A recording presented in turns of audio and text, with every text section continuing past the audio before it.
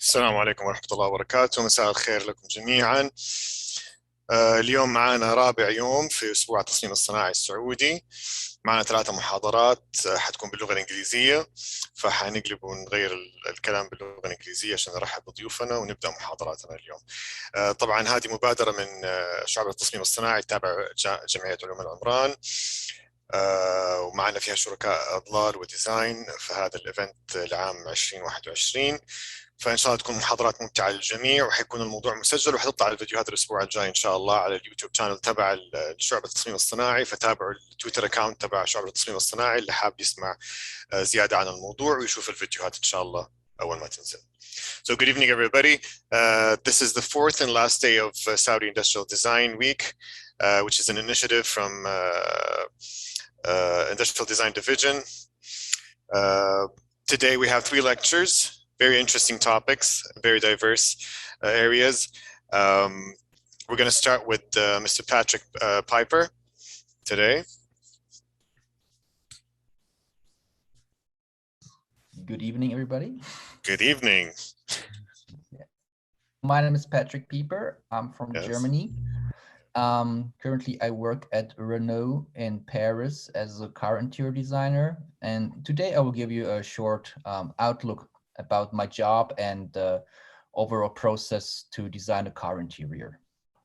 Go ahead. It's all yours. You can start sharing your screen if you may. Yes, sure. So let me see where I have my screen. Not this one, but my presentation. So let's see again if I can, where is it? Do you see my screen right now? You see a folder that has a lot of different types of cars. Oh, this is bad. Oh, no, hold on. No, now it just showed the presentation and then it went away, the last page of it. I'm just wondering because my laptop just broke itself. Okay, let me see. Sorry about this. It's okay, no problem. Okay, so I will just try to share the screen once more. I think now you can see it. Yes, no, this is it. This is the presentation. Okay, so now you see it. Yep, perfect. Perfect. Okay, cool. All right. So for everybody, so I will talk you about the process of car interior design from start to the beginning, from the beginning to the end of everything. So first of all, I will give you content. So I will go through my personal details. Also there, I will give you a short overview about what I did previously to get this job and how important it is to study everything, to prepare yourself very good. And it's not like a summer education, anything. It takes a lot of years and a lot of progress to get one of these few jobs actually in the car interior industry. Then I'm going to talk to you about some overviews, positions, like jobs, what you can expect in the industry. Then I will talk about the differences between concept cars and production cars. Then from the briefing, I will start to explain you the simple steps from the start to the end of the whole process. And in the end, I'll give you some more notes. And if you need to, I will go through my portfolio so you can see like which is the standard that the industry requires from you to get a job later after your courses and studies. So my personal details, my name is Patrick. I'm from Germany, actually. So what I did before was a 3-year apprenticeship for product design, which was close to my hometown. I did this actually because I quit grammar school after my 10th class, and to choose like my next way, become a designer, because I was like art affected in this case. And I saw myself more in the artistic way than in more like economics or anything else that you can study in Germany afterwards. So I did apprenticeship, which actually gave me the opportunity to study something afterwards or get a job, but it was rarely to get the job after apprenticeship. So I choose to study. I went to Reutling University, which it's not that common and not so very like well known in the world for like design schools. There are some more known like in Pasadena, California, or Pforzheim in Germany, London, RCA, something like this. We are more like smaller, but we are only focusing on interior design. We are worldwide the only one. We take only, think about 20 students per year. So it's also like very restricted. So I did my bachelor course there for TID, which is like the shortcut for transportation interior design. After that, I somehow didn't find a job. So I was just like jobbing something else until I did a reset and start my master course there. We have bachelor and master courses, bachelor 7 years, master course 3 years. And during my master course, I extended it to about 3 years. No, sorry, 7 semesters and 3 semesters, not years, but semesters. So, but I did the master course also about 6 semesters because when you have internships, like free internships, you can extend your course for this. So I did internships, for example, at Toyota in south of France, next to Mercedes, where they have their design studio. And my master thesis I did at Audi in Ingolstadt. So this gave me kind of a background and some good positions when you want to look for a job later, because they also look at your resume and your portfolio. And if they see like the big companies there, and the biggest thing you need to know, everybody's connect with everyone. So when you apply for a job and they see, okay, this guy or this girl has been there for internship, they will somehow call these people or the friends who works there and ask them out, like, hey, was this person there and how was he, good or she? Keep that in mind when you apply somewhere. That is always good to have these positions. And you see down below, I'm currently at Renault in Paris. So the overview about what is interior design. So there are many different parts in the interior. So you have the dashboard itself, which is like the main part of the interior. Then you have the steering wheel, which is like then added to the dashboard, which will be like the most significant product in the interior in the future, because we are talking about like movable steering wheels or removable even steering wheels because of this autonomous driving. So this is like the most important product right now. Then we have the seats, center console. We have the screens, which you also know are now like changing a lot from small to big to no screens anymore, holograms, anything, which very interesting. We have the climate control, all these buttons and little switches, the HUD, where you can like put all this information on your windscreen where you need to turn or anything. We also have material mixes in the interior, which is also interesting for different fields. And then of course like shifters, buttons and details.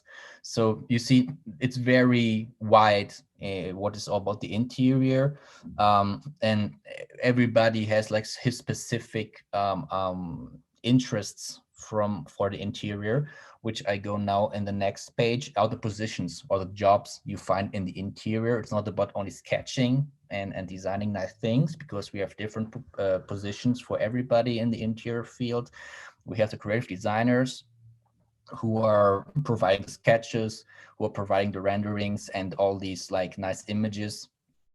For the CAD designers who are making all our designs into a 3D model. Meanwhile, it changed a bit because also creative designers need to learn some CAD programs, mainly it's Alias. Sometimes we can also talk about Blender because it's a freeware, a 3D software, which I at Renault work mainly with because it's very easy to make some changes, make some nice proportions, anything. Then we have the CMF designers who are making all the color trims, which is like material finishes with like leather, wood, glass, all the materials you can think about. This is a different field. Then we have the UI and UX designers who are providing all the screens, like how you control your car, where you can see the navigation system, where you can set everything.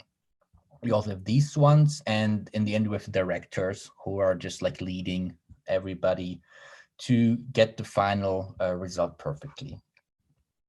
So many of you maybe have seen different car interiors from concept cars and also from production cars.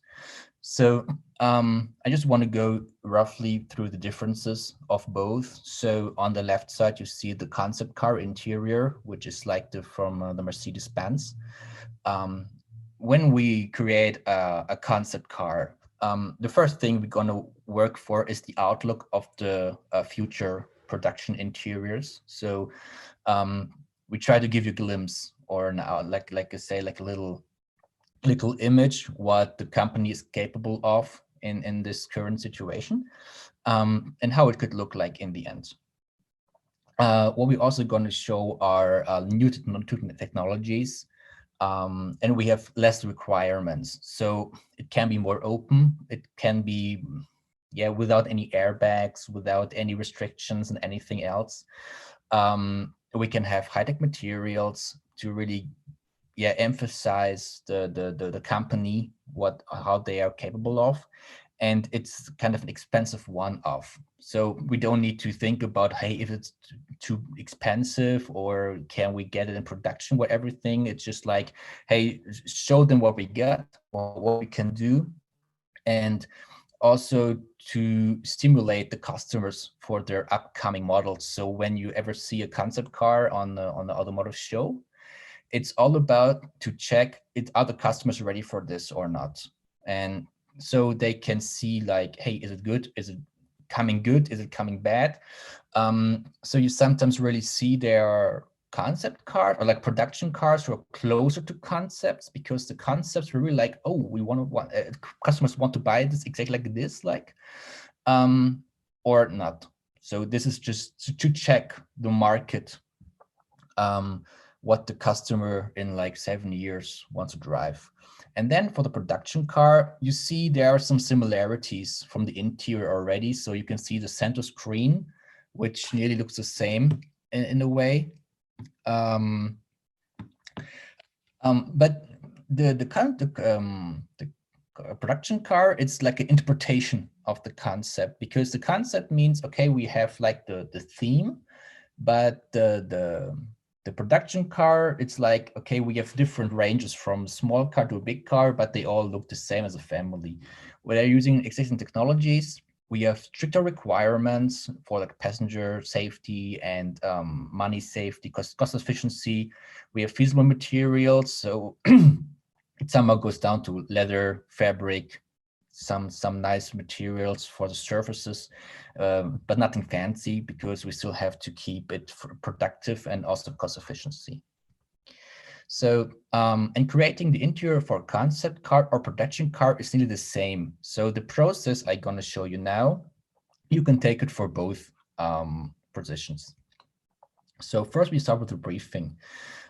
What time period should the car interior fit in? So are we talking about for concept car for, let's say, 2050, 2030, 2040, whatever? For a production car, we mainly say the next 5 to 7 years when we start now, because when at Renault, I'm working on the new interior theme for 2027. So you see it's now 2021. So I'm working 6 years ahead of the current cars. What kind of car is interior made for? It's like a small car, SUV, luxury limousine. It's just to find out, okay, which design language are we looking for? Because a smaller car has different parts or like different appearance. And the luxury car, of course, needs to be more bigger, luxurious, different design language, and so on. Also interesting, what region culture. So we're talking about, is it for the Middle East, like you guys, or is it for Japan, China, America? Different requirements for the safety standards, different cultures, like colors, materials that we can use, we should not use in this case. What parts and components should be inside? It's also about the kind of the car. So this is more luxury, less luxury, more buttons, less buttons. Packaging going to be used. Sometimes, like in bigger companies like VW or GM, like you say, you have one platform, but there are different brands using one same platform. So we have to know, okay, where's transmission, where's the engine, and so on to keep the prices low. And like what scenario should be displayed. This is more for the concept cars to say, hey, let's imagine a future of whatever, and we make a car for one purpose. So maybe you've now seen currently the new Audi Skysphere, which was revealed yesterday. It's like a two-seat ultra luxurious limousine, or like a coupe, with like golf carts and luggage inside. So it just said, okay, let's take a couple, or like a pair of two people, and they need a big car to drive around the countryside autonomously and non-autonomously, and they want to drive in California to go golfing. That's an scenario for these cars in this case. So the next thing is the theme finding when we are starting the evaluation of our design, which means we're creating different themes, layouts and proposals. In this phase, we are not talking about details. It's all about the overall feeling, having big screens, small screens, what the architecture is, horizontal or vertical, is open, is it a bit more dense. This is something we try to evaluate in this phase as the first to have a base for the upcoming steps. Then we're starting with the exploration, which means we're getting more precise in this shape. So when the theme have been like decided by the directors or also the boss of the company, whoever is in charge of this, we say, okay, hey, this is the basic theme, and now we need to find out how to make all these parts working together as one shape and as one part. So we're adding the details like door boards, the steering wheels, the center console, the air outlets, the air vents, shifters, knobs, everything. Not highly precise detailed, but to have a feeling of where are the parts located, how do they like connect with each other or interfere with each other. We also add colors and materials in this phase. And then you can really see how now all these parts are coming together. We also start working with the engineering together to say, okay, is it possible to have the air vents there or not? So this is like the most challenging even period of the time, because there we decide the final shapes and the final images for the upcoming interior. The next thing is packaging and VR, so reality, which means when you start sketching and like designing your interior, you try to like overemphasize everything. It looks wider, it looks bigger, more bright, more colorful, whatever, but it's not really related to reality. So when we are getting into the packaging, we have our engineers and our CAD designers that are kind of getting us back to reality. So they have a packaging already done, which means it's about this width, this height. We can adjust the screens. We also have to talk about like regulations about the view of the driver, that you can see, still look over the steering wheel to see the streets, or over the screen to see the streets. These are requirements that are like maybe worldwide the same. So you cannot be as free as you want as an interior designer, especially for production cars. But then you like see where you have some technical problems with your sketches. So when we work together with them, we also use a lot of VR. So when we sit in our like say mock-up car, which is like maybe a bench and a steering wheel, then we can easily see how everything works together. And based on this, we're getting more and more steps to the final result.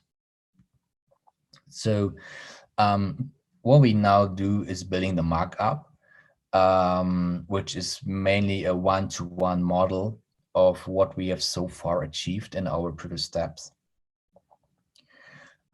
Which means it's a model mainly milled out of foam, or it has a foam core, and then we take this clay, which is like this modular clay, around it to then create the let's say the final shapes. So we have like dedicated clay modelers, or let's say modelers in the workshop,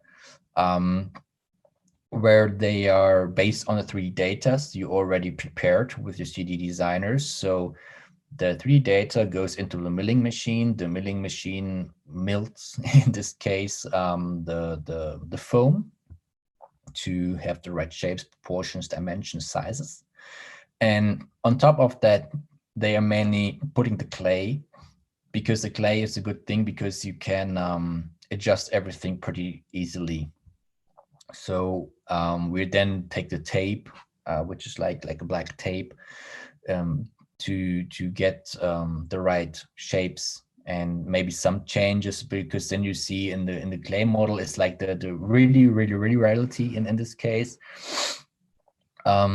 where we are now then checking about all these different things and the proportions and the shapes, chamfers, everything. But then you can really see how it could look like in the end. It still can make some changes, like maybe we have a different screen. We can change different parts. So you have like a big screen, a small screen, this steering wheel or a different steering wheel. You can just change them very easily, because sometimes we still have 2 or 3 options still in the race, and then we can discuss with a big team or with the leaders or the CEOs or somehow which is their like favorite option for this. And so this can be very easy to adjust later. So, and then the last touches are the details. So when everything is ready, we're talking about the details. So we have like shifters and buttons to control everything. Icons to explain that you can see on the bottom side of the page, where we have like these like to explain where to adjust the windows and or the mirrors, or how to control your car devices via your steering wheel, for example.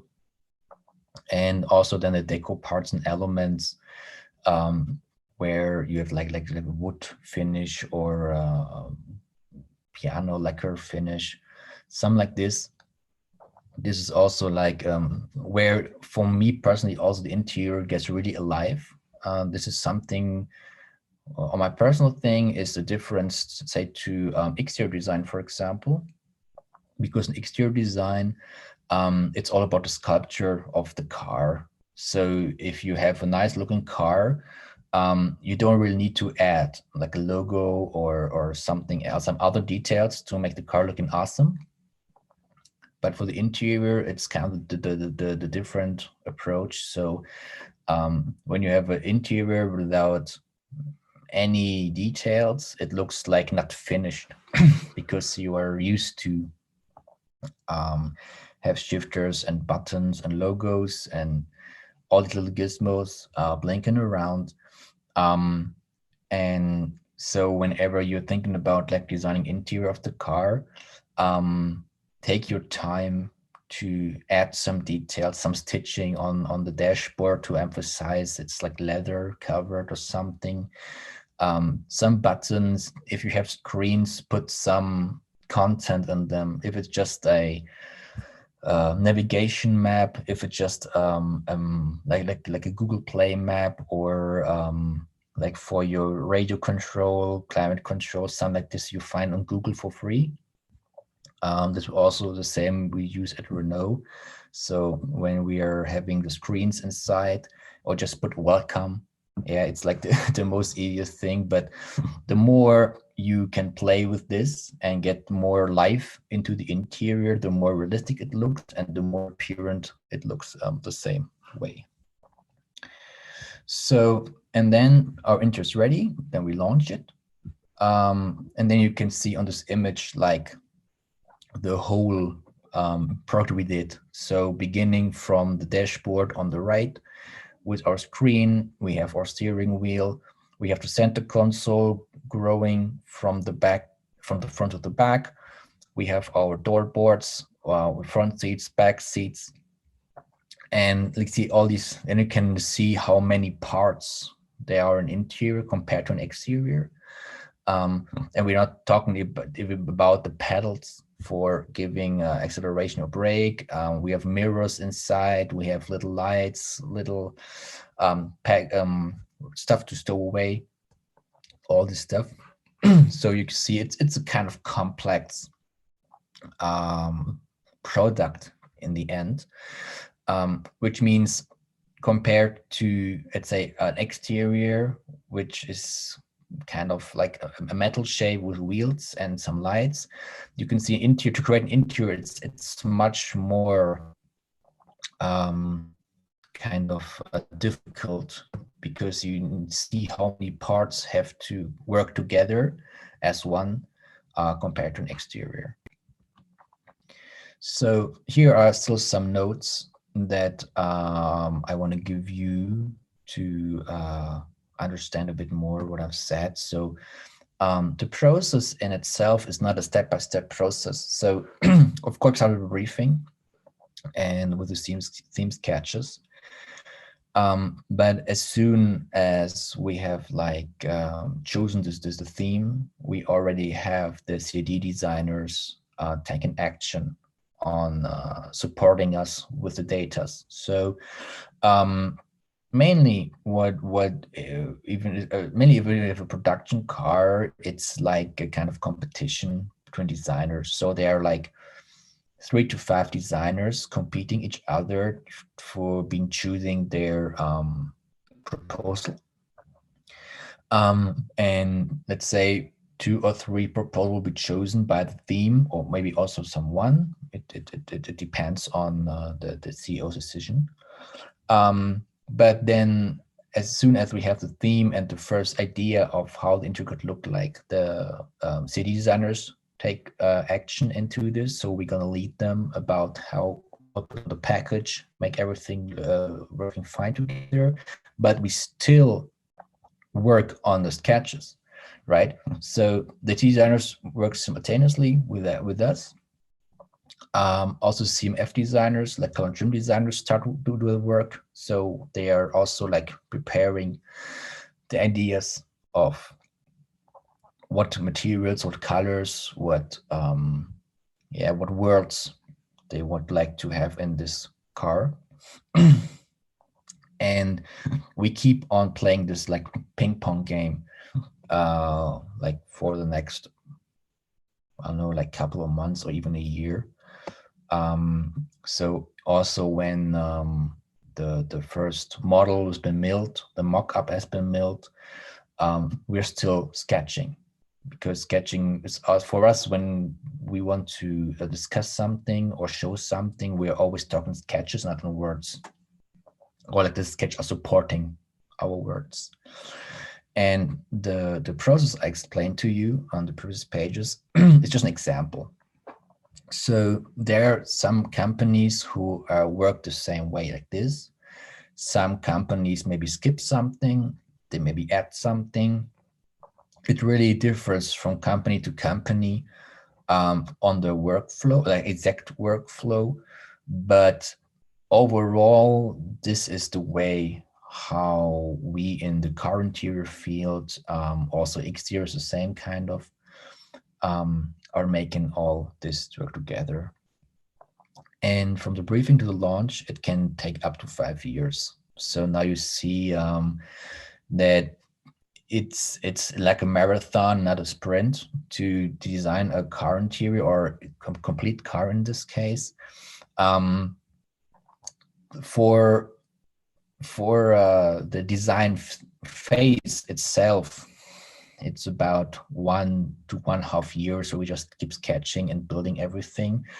But the rest of the time, it's just for us to, because then the engineers comes and says, hey, this is not workable, how you designed it, we need to change this and this and this. So the first, let's say 90% of everything has been done in 1 or 1.5 years, and the last 10% take 4 years to really get the last details done. Then somebody says like, oh, this is too expensive, we need to change this because we have to save 10 cents per part, which sounds less, but if you produce 2 million cars, it can be a big amount of money that you can save just by changing something. That's why we designers always fight for our design next to controllers who says we don't have the money. Then you have the engineers who says like, oh, we cannot produce it because it's too expensive or not even producible in this case. So this is like a really challenging time for designers, because we want to see our baby come true, but we also have to keep on the requirements of the company by saying make it as cheap as possible, but as good, most looking as possible. This is also what goes through different companies, because some companies have more money for like these developments, some has less money for developments. That's something you have to keep in mind when you maybe look for a job. And car interior design will be very exciting field in the future, because EVs, like electric vehicles, and autonomous driving will be a big part in the interior. For the exterior, is not that huge because the exterior still needs very lot of requirements for pedestrian safety. So you're always gonna have a hood, you're always gonna have lights, you're also gonna have mirrors and so on. Proportions can change, models can change, but the overall appearance of the exterior may stay the same for a long time. Compared to the interior, where you really have like what is it going to look like in the future, or 10 years when we don't have steering wheel anymore. We will still have screens or holograms or something different. The seats will transform more. We're gonna have airbags in the seats, not in the dashboard anymore, or the steering wheel anymore. Maybe gonna have large seats where you can recline 6 degrees and look at the stars while driving autonomously. And also, how will the market change? Are the people already ready for driving autonomously or not? So you see that this is something really interesting also now with all these startups coming up with electric vehicles, because the market is growing, which means more demand for employees. And interior design, as I said before, with the positions doesn't only mean that you are a sketcher, but you can also do, let's say, CAD design, material finishes, or administrative things. There are a lot of positions in car interior design in this case. And it's then like very important to find your kind of dedicated dream position when you want to go and study this, because it still requires, as I said, a lot of time and a lot of work to get there. It's not like some other jobs, I might say, where with just one application and saying, hey, I'm this person and I would like to work for your company, and here's my CV and my cover letter and yours sincerely. You still need to have a suitable portfolio that shows all your skills and capabilities. And so from this side, I will just thank you for your attention for this presentation of the process. And now I would like to go into my portfolio for a short period. I can go briefly through this to let you see what is all about. So no, it's still not working, but no, this one, I think. Is it working? Can you tell me? Yes, now it's working perfectly. Perfect, thank you. Yes. So when you start with your portfolio, you always start first with your CV. Sometimes the companies require an additional CV from you, so always prepare to have a PDF version of your CV, but always also add it into your portfolio. So when you make up the CV in your portfolio, you always start with your last position or education and then go into the past. So the reader first gets the latest information. So from this, my education is like the master course. Then my internships, going from the latest to the last, from the latest to the oldest internships. If you have many different internships, try to find the best suitable for your application. For me, I had even more in the past in my school and so on. They were kind of related to design, some were not. Try to keep as many as possible because it looked that you did different steps and different companies, but try to keep it on a good level. And if you have the space, you can also type something, what you did there, your jobs, your everything. But later in an interview, they will also talk about this. Then what you did for working purposes, so like where you worked before, and then some skills, like what programs do you use, what language do you can speak, and so on. Then you start for the next page is like an opening page where you just have like a nice cover. And let's see, for an interior, you always start with kind of a mood board where you say, okay, hey, so this was a mini interior I did during my internship at Toyota, which was like a side project I did for my like a hobby in this case. So it was Art Deco interior. So you say, okay, it's more like green, bluish with some gold elements, stripes, and so on, to just give the reader a kind of an overview and an outlook. What is the theme or the world you were thinking about? Then you start with some sketches, more sketches, some detail images, some environmental images with like a plant in the background. I say this is because it could be a sofa, but also a rear seat something. And as I said, for the interior, the details are making everything more pop. So when you work on a concept like this, you see these three little images there. They just emphasize that you also work on details, and you see the stitchings on the steering wheel and so on. This gives everything more life into it. Then also, like I said, you can remove the steering wheel, for example. You have suitable like matching shoes for the women, where you can also add different topics of design. So this like fashion design could also work for mini. Maybe industrial design could work for this. Try to be a bit open-minded and show your capabilities also in different fields. Even you're not a fashion designer, but you can say, hey, I can imagine shoes could look like this for this. And yeah, and then you have like the 3D images in the end.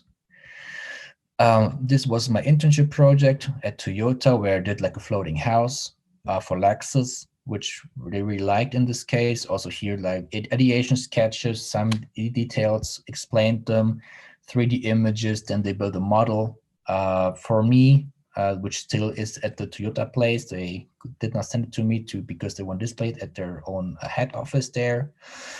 Also make some interior stuffs. some flying seats. It was just like thinking around with how the future of Lexus could look like. So a Porsche Club Lounge interior was my idea of how, like say, autonomous driving for Porsche could look like. Exploration sketches, some nice images and renderings, some typo like text to let them understand what you're thinking about when you decide to do this. Overall images to see, let's say, the final result. This was a time where I still did not use any 3D software, so still only Photoshop, sketches, and so on. The Mazda Miata interior was my idea of the next upcoming MX-5 interior. Also, you can see here some mood boards about like glossy red lips, and then the ideation sketches where you can also emphasize the red high gloss compared to like a matte black cover. To also show that you can do concept cars like very far in the future, but also like production stuff, which will be about like 5 to 6 years in the future, because this gives the company a good overview about yourself, that they know, okay, he or she can also do this and do this, because sometimes people are so crazy in the future, so they cannot really do production cars. Some people are like so into the current world, so they cannot imagine something fancy for advanced design or like concept cars. In your portfolio, just show as much as possible for both fields. And then some detailed images and final images for sure. This was a Rogers concept, which was like showing an concept car for the Arabian and the Asian market, because these markets are the markets with the most value for money. So I was thinking about taking Arabic elements and Asian elements into one car to fit both cultures. As I mentioned before, cultural things are also very important in the design field. Then I just did, well, this was also like an exterior project. So I did some exterior designs, some interior designs, and then also here's some final images, which like is now very old. But this was like how I started in this case. And my Bugatti bike that I did in Blender, just a few images. There were no real sketches on anything. I just wanted to build in Blender. But just to show them also your capabilities in 3D software. So yeah, this is so far everything from my side about my portfolio and the process of car interior design. And yeah, now I want to... Patrick, it seems like we lost your voice, or maybe it's on my end, but... I hear you for sure. Is your voice still on? Yeah. Oh no, sorry, it's all good. Okay, so yes. This good. Now all right. Yes, it was just on my end. All right, so thank you so much. We appreciate it a lot. We have 3 questions that came in. If you do you want to read them, or do you want me to read them for you? You can see the Q&A yeah, button. I would just go from top to bottom. So the first one was from Gerhard. Difference between UI and UX. So actually, it's kind of the same thing. UI is user interface. UX is user experience. So the user interface means how you input your needs into the car. So how is the button? How is the shifter? Do you have a screen? Do you have a button? That's that user interface to how you control with your car. User experience means when you approach your car, does it already open the doors? You maybe get some lights on. You have some kind of welcome sequence when you start the car. It's experience of how you inspire your car. Does it already make your nice music? Does it already have the perfect perfume in your car, the perfect light settings, everything? The car knows you. This is experience. So this is the difference between, but it is related in one field. So we always talk about UI UX. It's kind of the same process, but if I say for UI, you maybe have some more of computer animations in this case, but it's not the same position. Then from the anonymous viewer, can you give an example of cultural diversification of the interior design? What typical Middle East design feature? Well, for the Middle East, I think from a design side, you don't really go into this deepness about like, does it suit for this or this? It's sometimes about the requirements. Let's say, for example, in the US, you are not allowed to have steering wheels that are opened on the top. So maybe you've seen some from Tesla or something that they had an open steering wheel. In this case, it's not allowed because US regulations are not allowed to have a steering wheel like this. We as Renault can do this because we don't sell cars in the US. For the cultural means also, of course, I mean, if you go more into like smaller brands that also like, say, Bentley Bespoke or Rolls-Royce, something like this, when you have customers from these countries, then you can go into like, okay, we have let's say an Arabic customer who maybe loves more gold and more posh interiors, as you can maybe have seen on the old Emirates first class, where they'd be like, oh, it's gold and glitter and we love it, and Europeans like, is this like the difference? Which also transportation interior design are also like planes and ships and so on. And then you really see the differences in cultures, because for the Arabic customers, they like, oh, we love it. And the European customers or American customers, let's say the Western customers, say, yeah, it's too posh for us. We want to have like more like Lufthansa or Delta first classes, more calm colors, not these posh bling. And this is something that you can also see these different words. I think that the Russians are kind of the same to Arabic people, with a lot of gold and bling, where they kind of do like this. What we also see sometimes at the Chinese market is a lot of growing, that some manufacturers really put their design on the market. So let's say for, as you maybe have saw in the past, these growing grills on the exterior of the cars, like bigger kidneys on BMW, bigger grills on some Mercedes-Benz, Audi grills getting bigger. It says because in China, your car is your social standard of what you can achieve in your life. So the bigger the grill, the more money you have. And so they say, okay, we're selling the most luxurious cars like a 7 Series, S-Class, Audi A8 in China. So we take these customers to fit their needs. And if the Germans are saying, yeah, but the kidney is too big, yeah, but you're not selling, or you're not buying the cars as much as Chinese people. And so the Chinese get their design because we can sell the cars better in China than in Germany. So this is some examples of cultural diversification. About the process of creating your future vision, customer research analysis. Well, most of the research and trend analysis has been done by the research department of the company you're working for. So mainly of the time, you just get a briefing, as I told you before, which says, okay, is a car this size, this market, should cost about this money, something like this.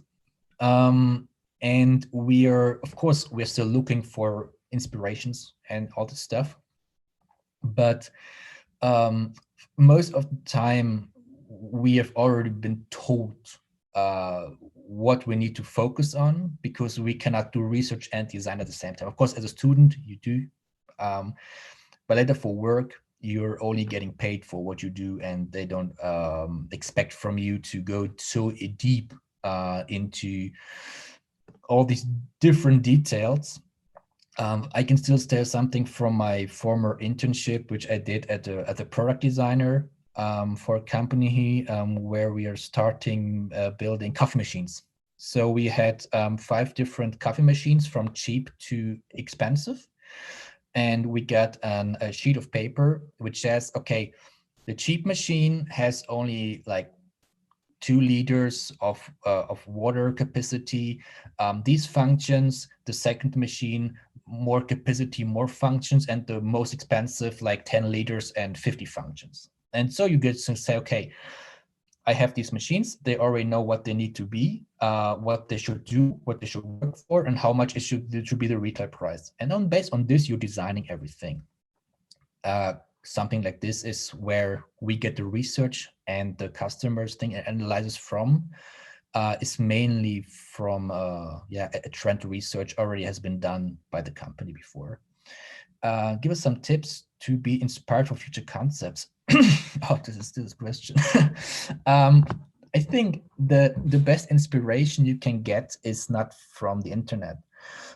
What I always say is the internet shows you what's already existing. One advice I got from my colleague in my internship was, because I was always checking on Behance, on Pinterest, on SimCom, wherever, all these Reddit design pages, and he told me, like, you already see what is existing, so how do you get something new? Because you always get affected by what you see, and then your design goes into this direction because you like it, what you see, and like, I want to have the same because I like it. But this is not how design works. It's not you need to like it, it's about the customer who needs to like this. So when it goes into inspirations, of course, it's good to know what's already existing, to not copy anything. But in the meanwhile, where so many people are designing something, maybe publish not, having an individual thing that nobody has done before, it's kind of difficult meanwhile. But inspirations for future concepts, maybe go outside in the future, in the nature, look something like this. Think about a story. Story is the most important thing. If you're a good storyteller about, hey, there was a problem I saw, this is my solution about this, or just imagine this and this is my solution for this. Try to find problems, because problems give you the most inspirations, because you solve problems, and designers are problem solvers with nice looking product in the end.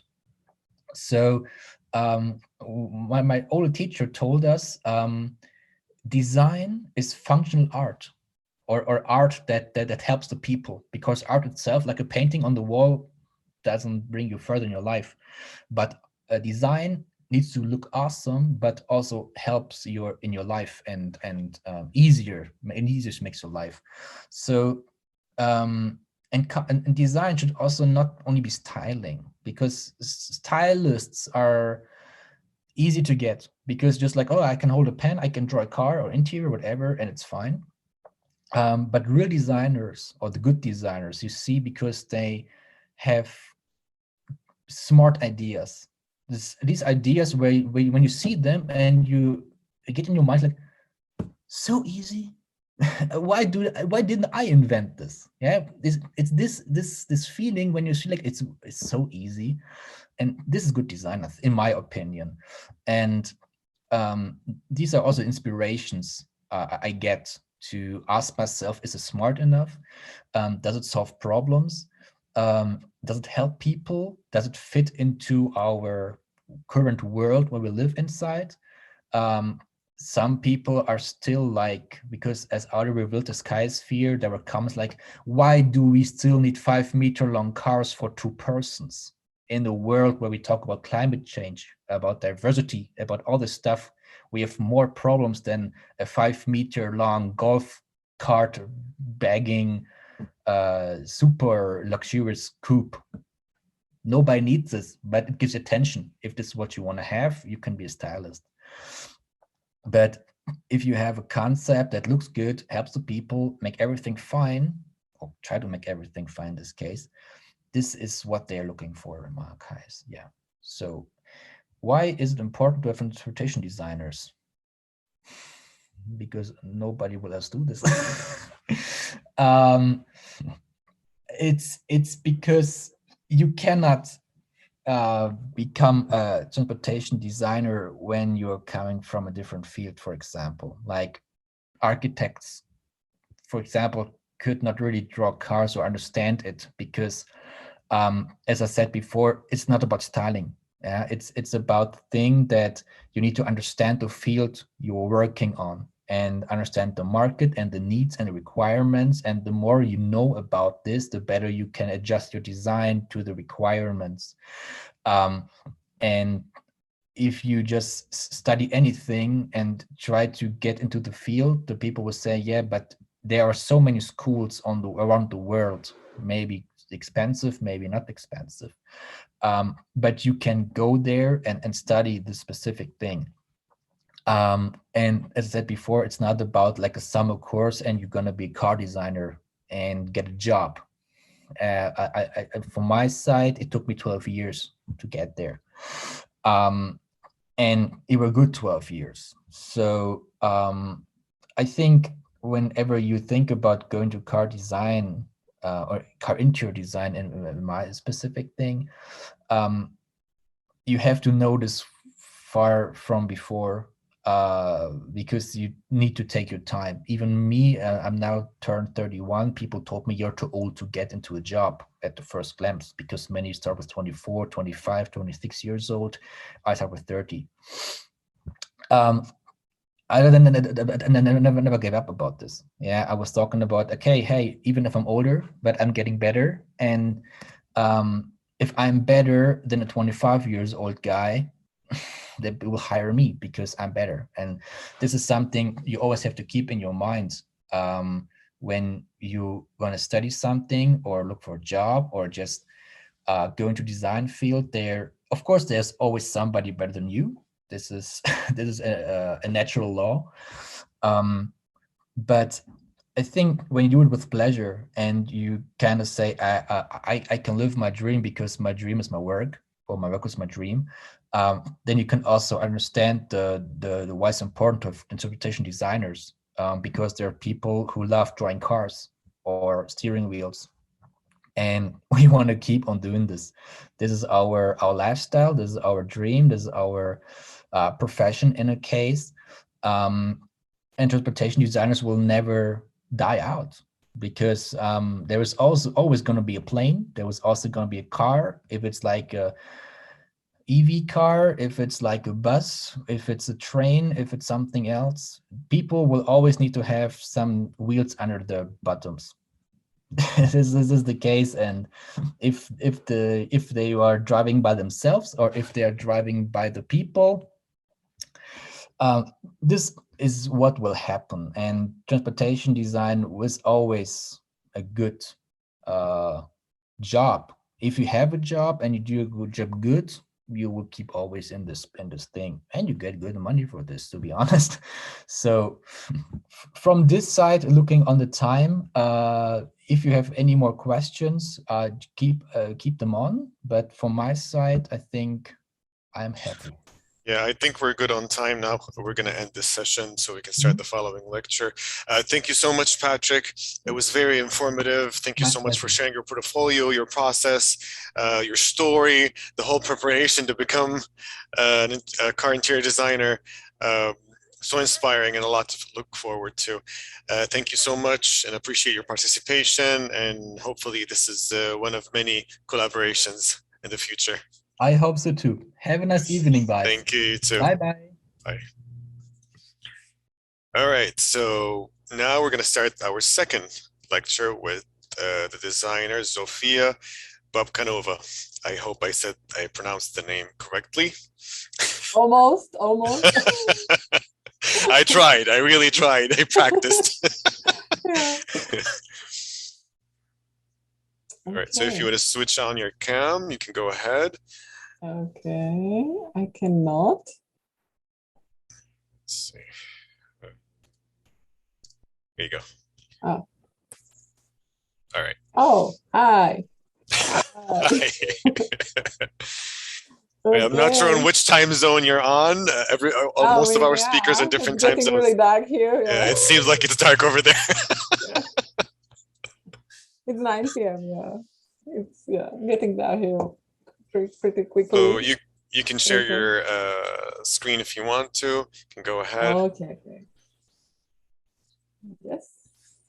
So Zofia is going to talk about the 5 stages of design drawing. Yeah, I have a huge presentation. Yes, amazing. It looks great. We're all excited.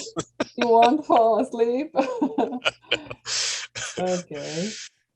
All right, it's all yours. So yeah, no, maybe I will just introduce myself briefly. So hello everybody. I'm Zofia Babchanova. I'm 28 years old. Currently, I'm teaching as an assistant at Academy of Fine Arts and Design in Bratislava in Slovakia, where I finished my doctoral studies this summer.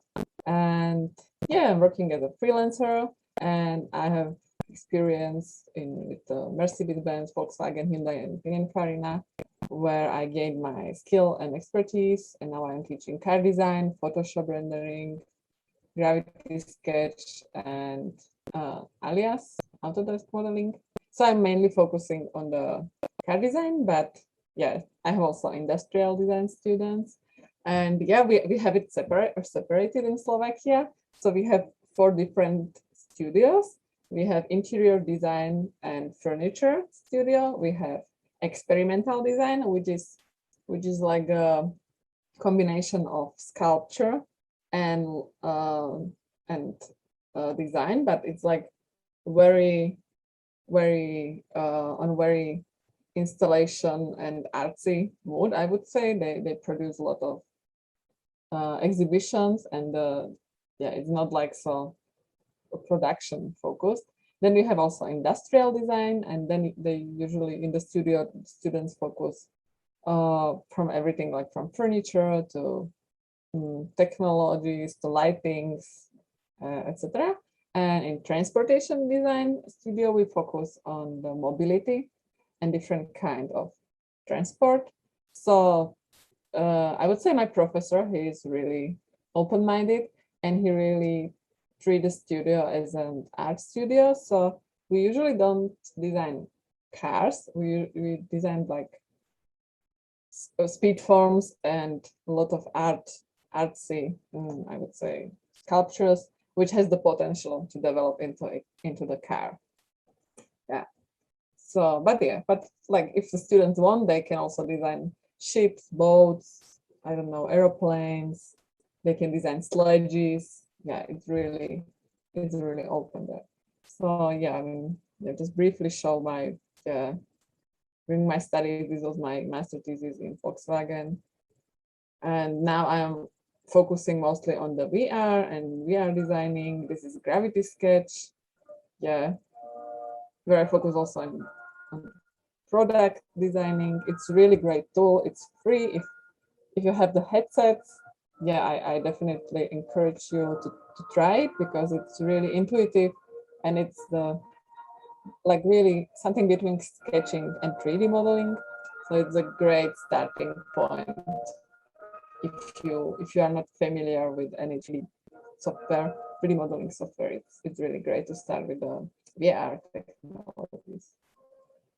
Yeah, and I would like to talk today about, yeah, there are also like some industrial design. Yeah, I was bored from the car, so I wanted to design something more like jewelry, face mask.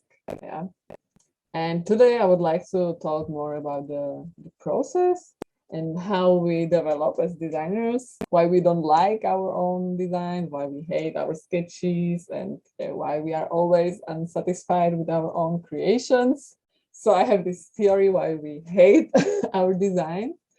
It's because we design something, at the first point we are like happy, and then we take a look and realize like, oh my god, what have I done? Like this is so bad, like it sucks.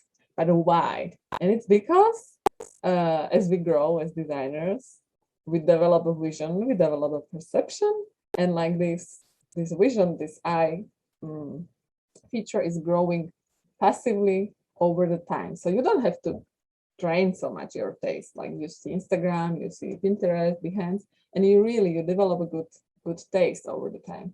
But however, your skill. Like this is the hard part of being a designer, because it takes a lot of consistent practice to evolve, and you really need to invest a lot of time into improving your skill.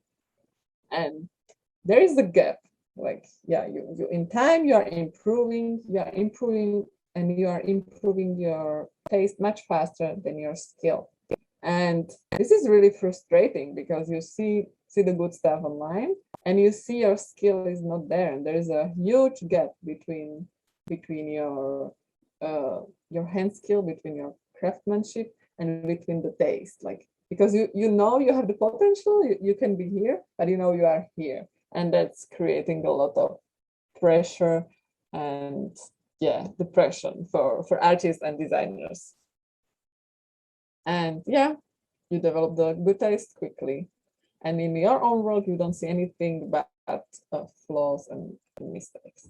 But what happened over time, it's like your skill exceeds your taste, and you really feel high. You feel it, like you fell in love with your designs, and you feel like you are dragged, and you really enjoy the emotional roller coaster, and you feel like you can do anything. But this stage doesn't take so long. Like, it's usually a few days, like when you are on the peak, and it's like, yeah, I can do it. I can be a great designer. I can master any of my creative skills. And then over time, again, the taste overlap the skill, and you feel depressed again. Yeah, you feel good. And but I think like this is a very normal process, and that's the definition of the growth, is like the endless race between your skill and taste. And we just need to accept it's this way, and it will never be another way. And I think it's necessary to balance both your taste and skill, and to develop in small steps. Yeah. So this is basically how I think how we improve, and this helped me with my mindset, because yeah, it's like we usually, when we are here and we compare, like, yeah, I didn't improve much, but yeah, if we take a look on the whole process, like where we start, like, yeah, it's a great progress, even if you have ups and downs. So remember this when you feel down. And my question, also, this is part of my PhD studies, what I'm showing you, was like, how does the brain, hand, and the eye cooperate during the drawing, during the creative process? I was asking myself this question, and I would like to talk about this today. Like, what are the relationship between the eye and the hand, between the brain and the eye, between brain and the hand, like how they communicate and talk to each other. And yeah, so what I also told you, what I see, like, training the eye is the easier way how to improve. It's really autonomous and independent process. You really don't need to focus so much on it. You will improve all the time really passively. You go to the museums, you see stuff online, you go to the nature, and you start to pick up what's good and what you like and what you don't like. Yeah, but the hand is not so autonomous, because the hands need an eye to improve, and needs a lot of practice to improve. And how does the brain improve? And I think the brain, like our designer mindset, improves by combining these visual and haptical features.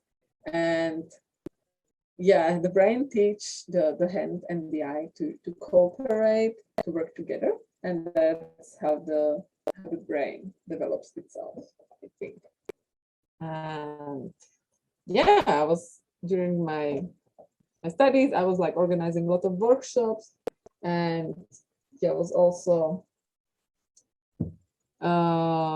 collecting a lot of sketches from my students, and I was asking myself, like, why some of the sketches look so good and like so sexy, and they look so effortless, and how does is there any correlation between how good the drawing is and how good the design is and how we develop in our drawing skills and in our design skills. And how does the drawing process affect the design? Like, yeah, everybody says like the drawing, it's the sketching, that's just the tool. But I think like it depends on which tool you use. Like if you use if you use Photoshop, if you use pencil, and if you use Gravity Sketch as a drawing tool, like these are three different tools, and they will have an impact on the final design, final shapes.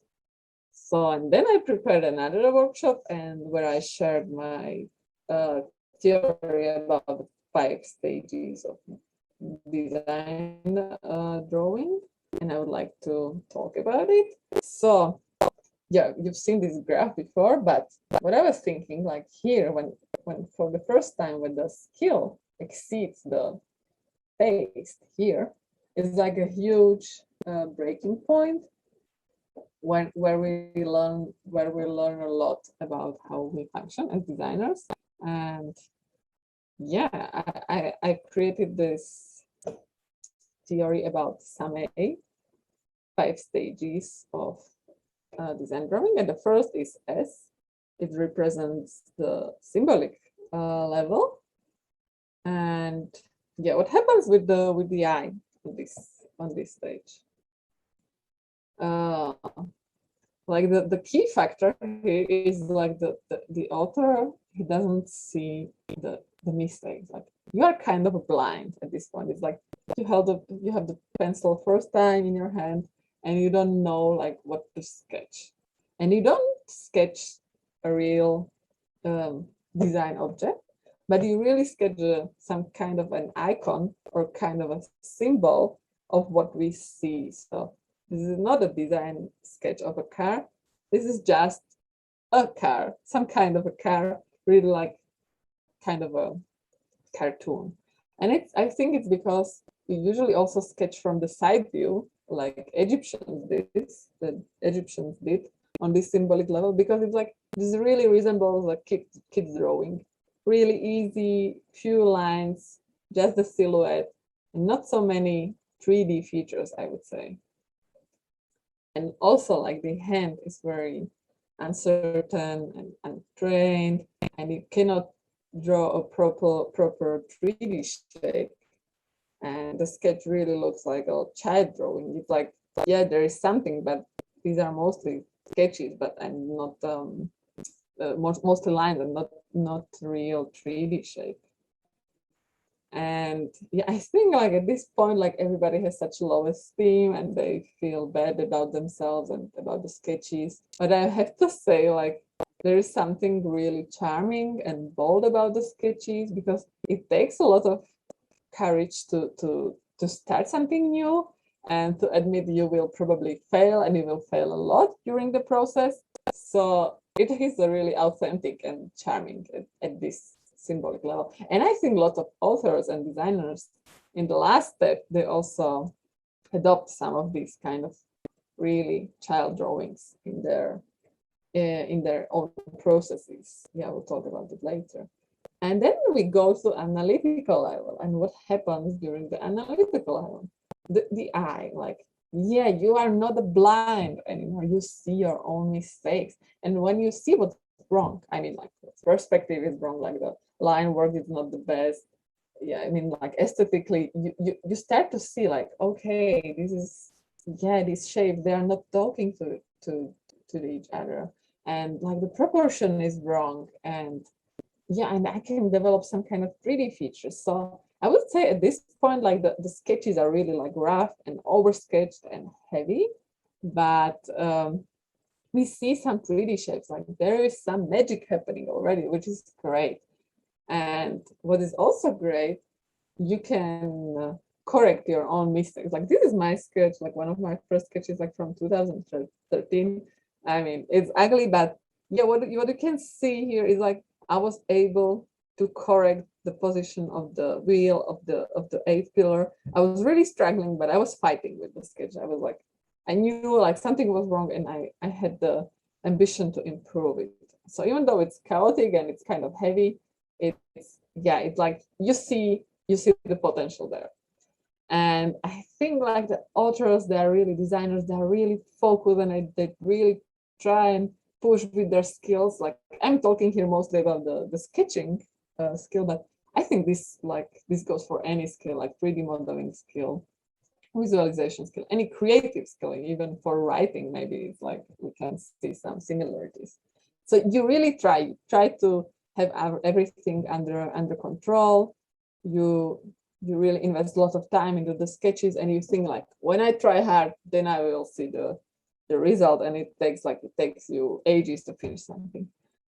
So, and I think it's still like, we know this should be an ellipse and this should be a circle, because yeah, we expect that, but you see it like broken. So it's kind of still, you have to raise the shape, but it's somehow clear, and we see the initial idea of the designer there.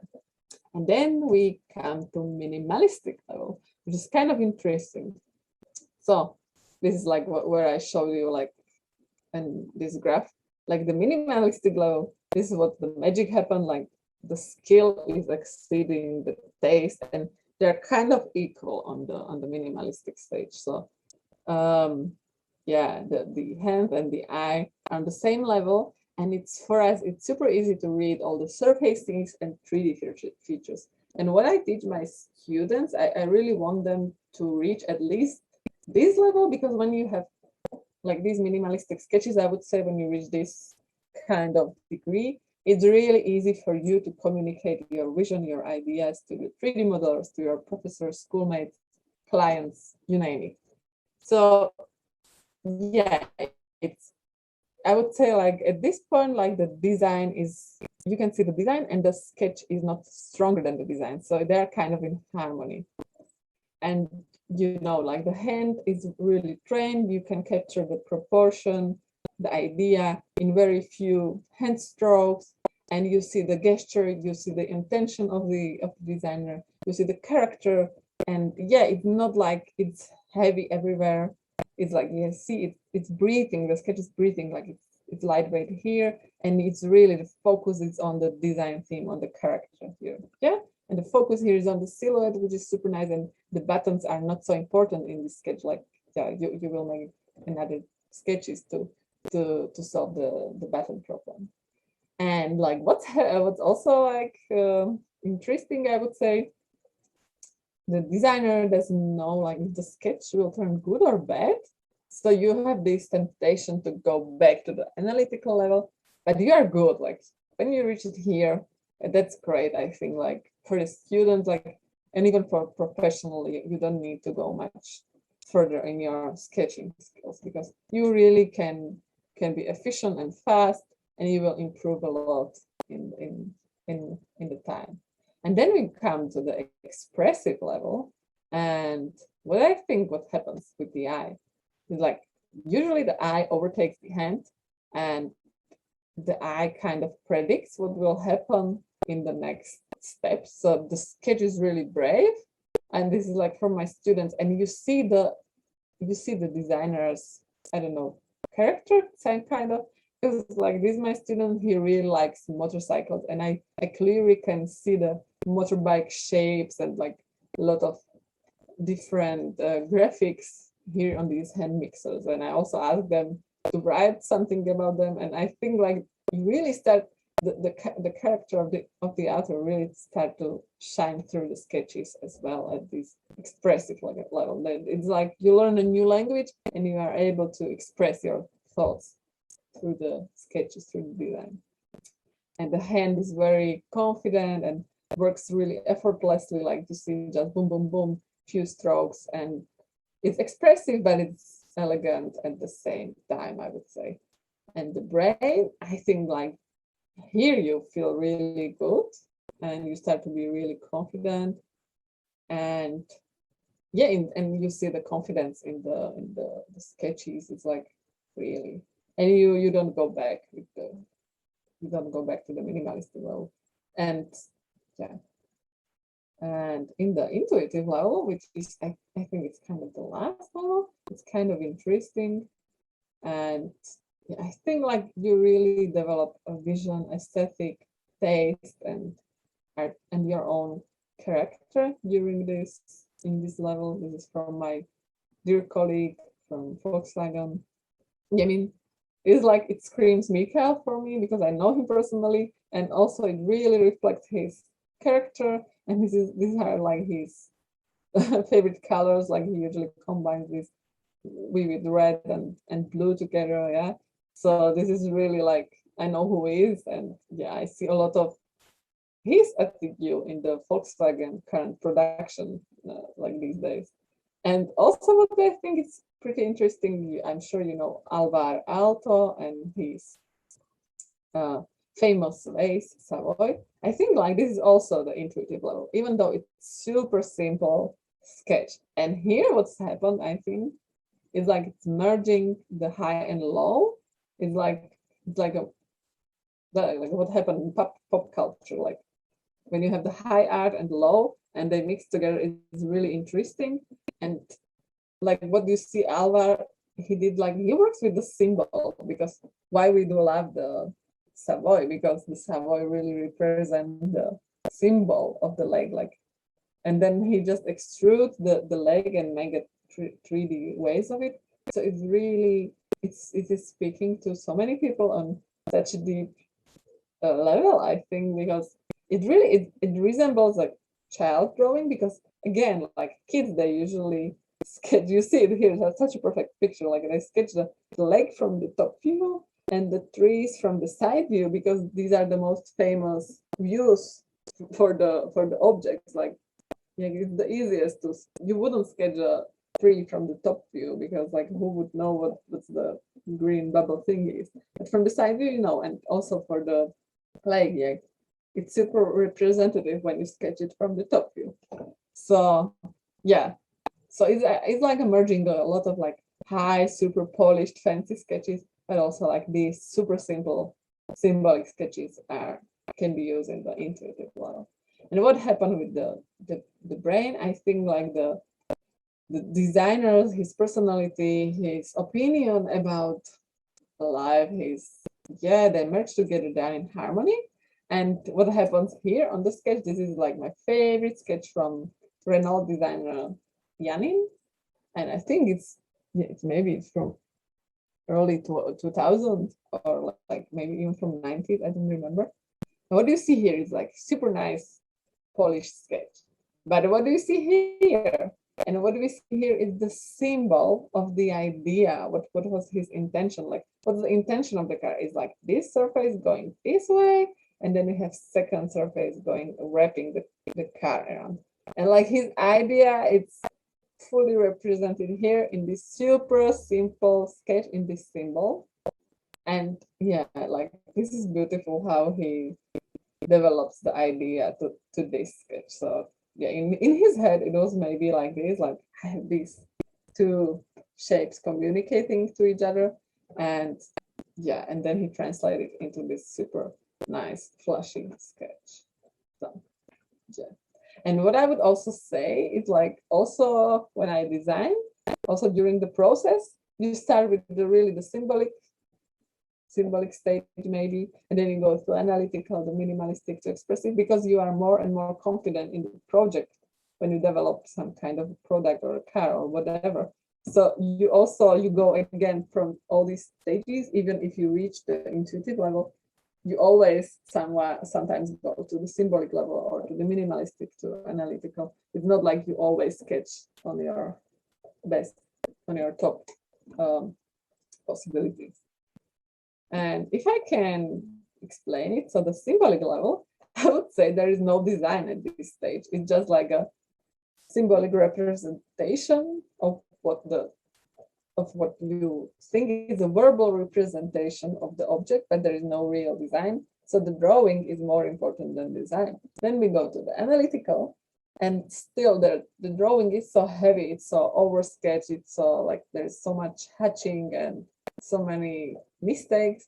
It's like you see the drawing, but you don't see the design. And what happened during the minimalistic stage, yeah, it's like you finally see the design, and the drawing is not louder than the design. So they're in harmony, which is really nice. And in the expressive level, you see also the author's intention and his personality here and there. So it's like, yeah, I'm also here, my opinion. And then on the intuitive stage, they're, I think, in perfect harmony. And it's difficult to describe, like, what's the intuitive. And I think also you can see this in the fine arts.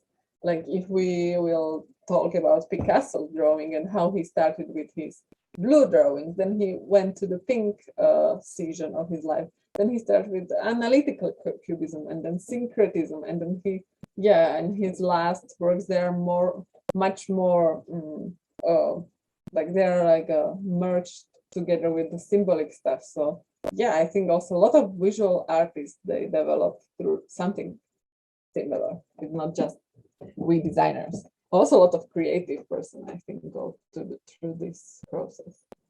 And yeah, I have a book about this, and yeah, I also prepare some exercises, so you can try them.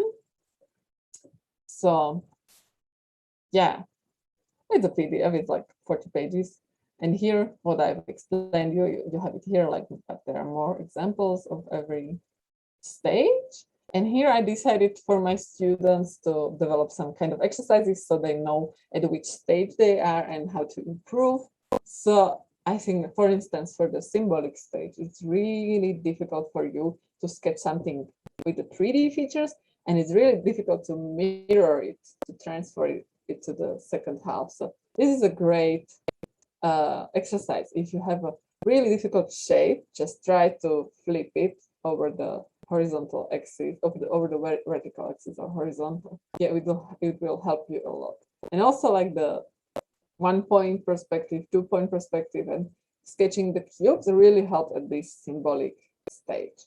But what also helps is like to improve your hand, to not focus and to not think so much. Just focus on the line, just create some repetitive patterns, and then try to turn the pattern on a ball, on a 3D shape. It's really interesting. And also to sketch something upside down. I was trying this with my students, because on the symbolic level, you're overthinking with your left hemisphere, I think, and you are like, what's this? This is a rest head, or this is like an armchair, or this is this, and this is this, and you think in words. But what you are trying to do is like not to think in words, but to think in shapes and relation and proportion. So it's like you try to switch in this very symbolic level from your left hemisphere, which is much more like cognitive, analytical, and verbal, to your right hemisphere, which is much more creative, holistic, and intuitive. So this is like, really try to take some really complicated sketch and turn it upside down, and then you have a reference, and then you just sketch it on A4, and you will be surprised how, when you flip it back, how the perspective, how it's perfect. Yeah. And for the analytical stage, I think it's really important to not so focus on the sketch. So set a timer.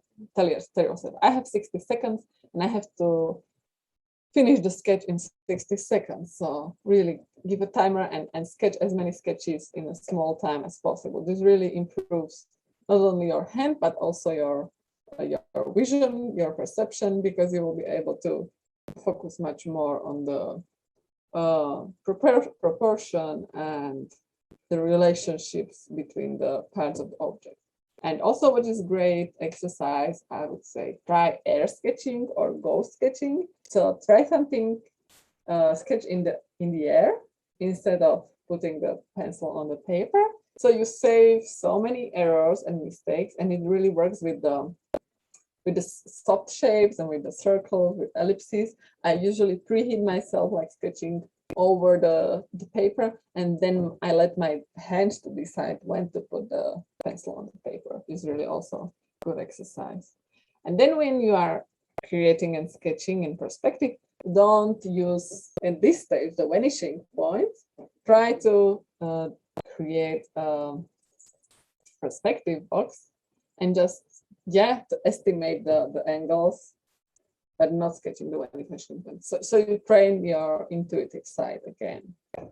And yeah, and if you compare to other sketches, then try to make it constructive and ask yourself, like, why do I like someone's sketch? Why do I hate my own sketch? Like, why do I find the other sketch so appealing? And yeah, like, rather than copying somebody like mindlessly, try to find out why do you like the sketch? Why do you like the design? What is speaking to you? So this is like for the mindset. And for the minimalistic stage, if you have something complex, like cars, pretty complex, and there is something wrong with the perspective and you don't know why, you can always flip it, like mirror the sketch in Photoshop.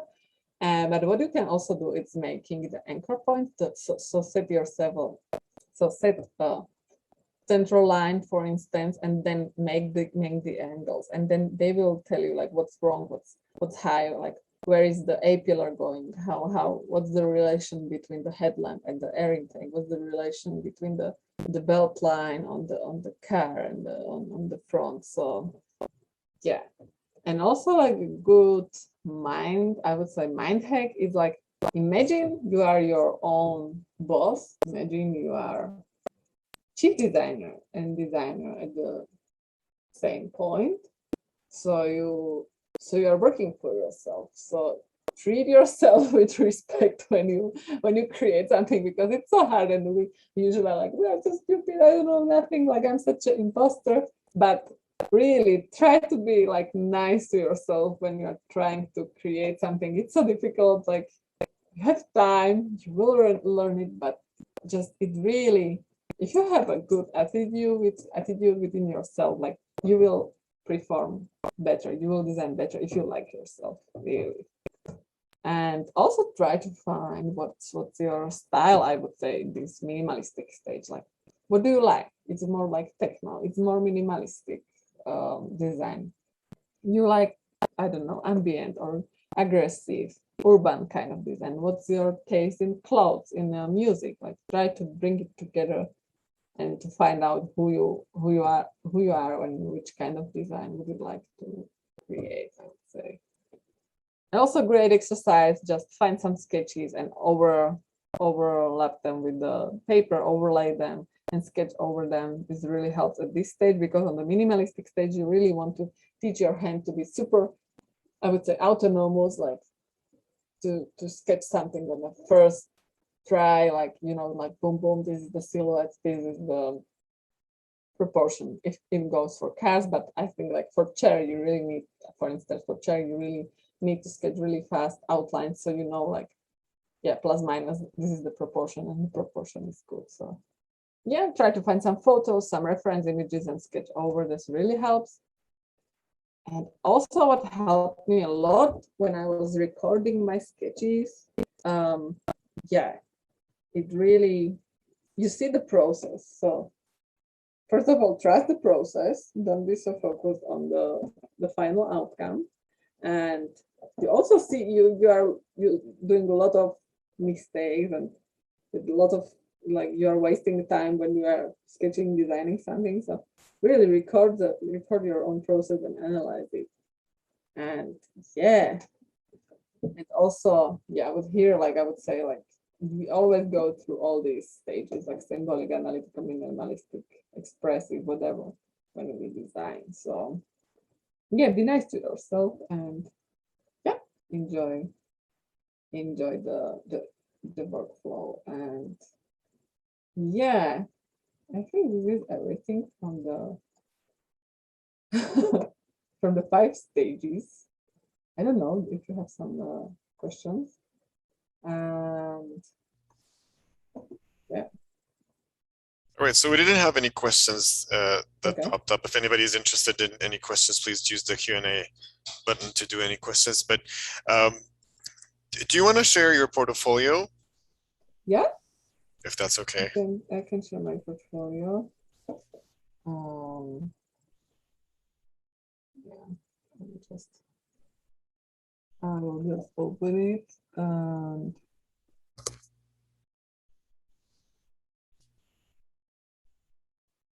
that.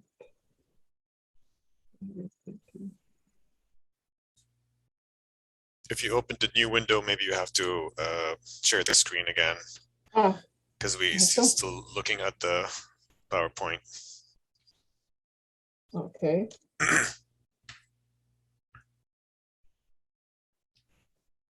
Sorry.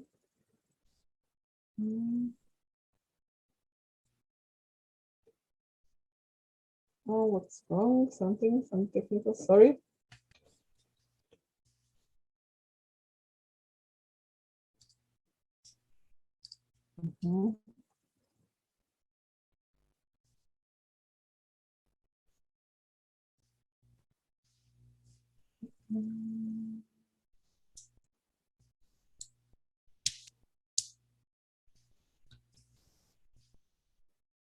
Okay.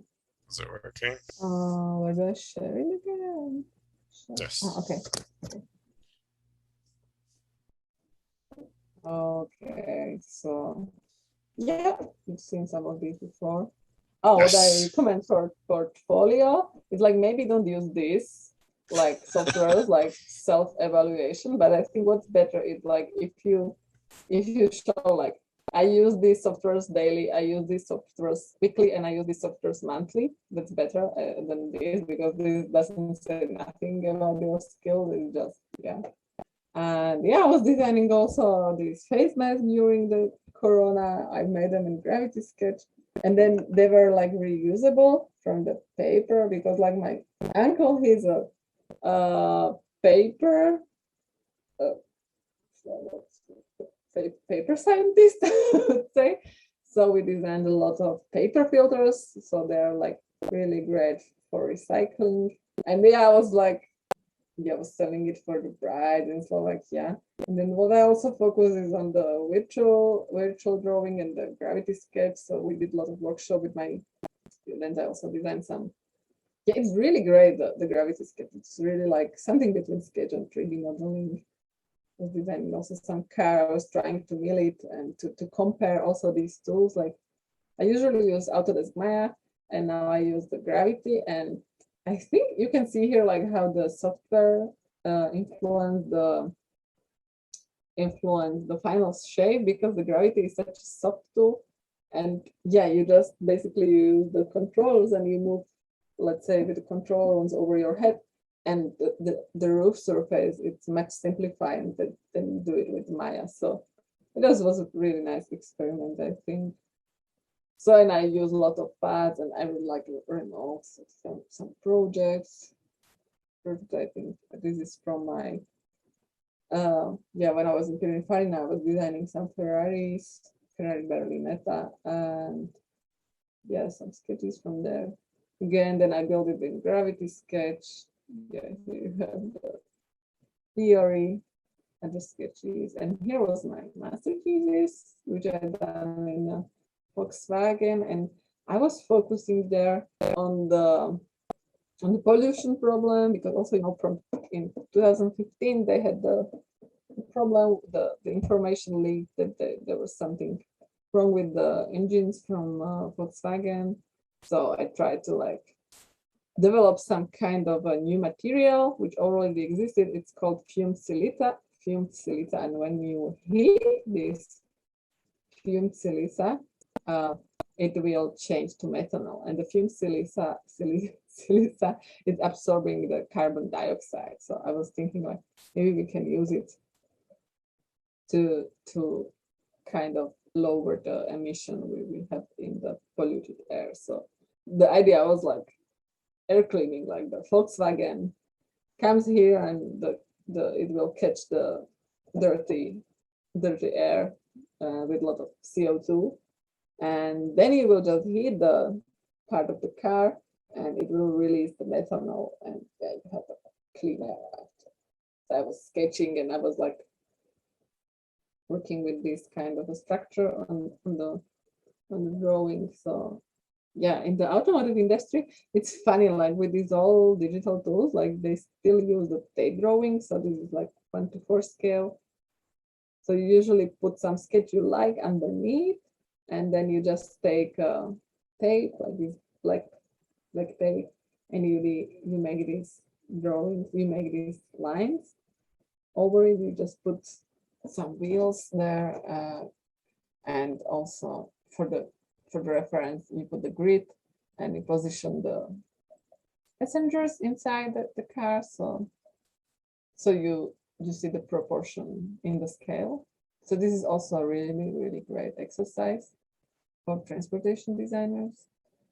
Yeah, here there were some development sketches, like kind of the idea of the mill or some kind of turbine in the wheels, which will catch the carbon dioxide. Yeah, and then I simplified it a bit. So here, this is the fume silica, which is catching the carbon dioxide from the air. The more sketches. It was really nice time there. I learned alias, VRET, which are great tool for car designers. Yeah. Yeah, this is the final model. It's also 1:4 scale. It's like 1 meter long and I don't know, 60 kilos. It was from the clay, and clay is a kind of like a plastiline, or like this special special kind of mess which you can heat and then you model it easily. It's used in car design a lot. And this was my bachelor thesis. It was for Hyundai, and I was trying to design I was designing some Le Mans combined with SUV. A lot of sketches here. Yeah, that's the final design, final sports car, and also it was also designed in clay. For more sketches from Mercedes. So yeah, I think that's from my portfolio so far. And I can maybe show you something more from my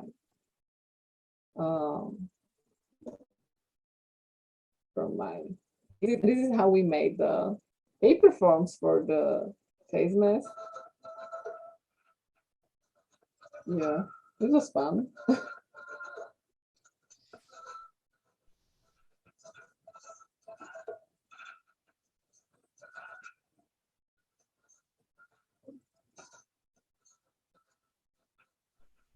Yeah, because we have all the I'm sorry, our university, you have it too. So we have the milling machines, we have 3D printers, so and we can also collaborate with technical universities. So yeah, that's great.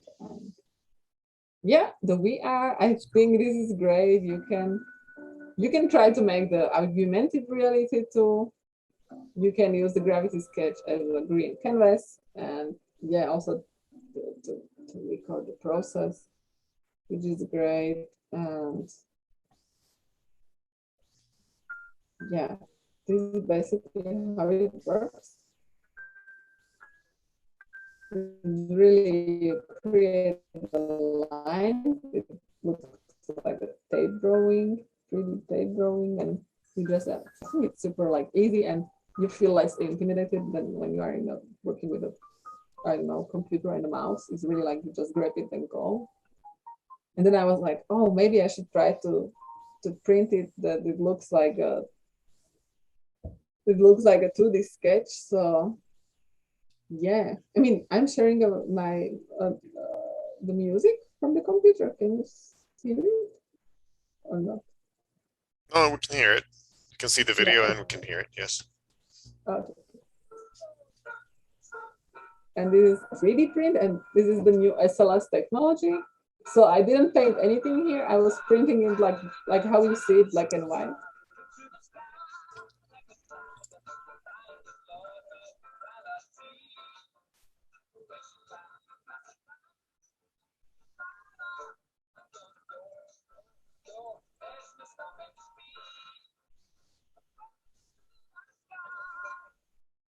Yeah, so this is the 3D print. It's black and white, and you can just choose from 40,000 colors and mix them how you want. You can go from transparent to full color.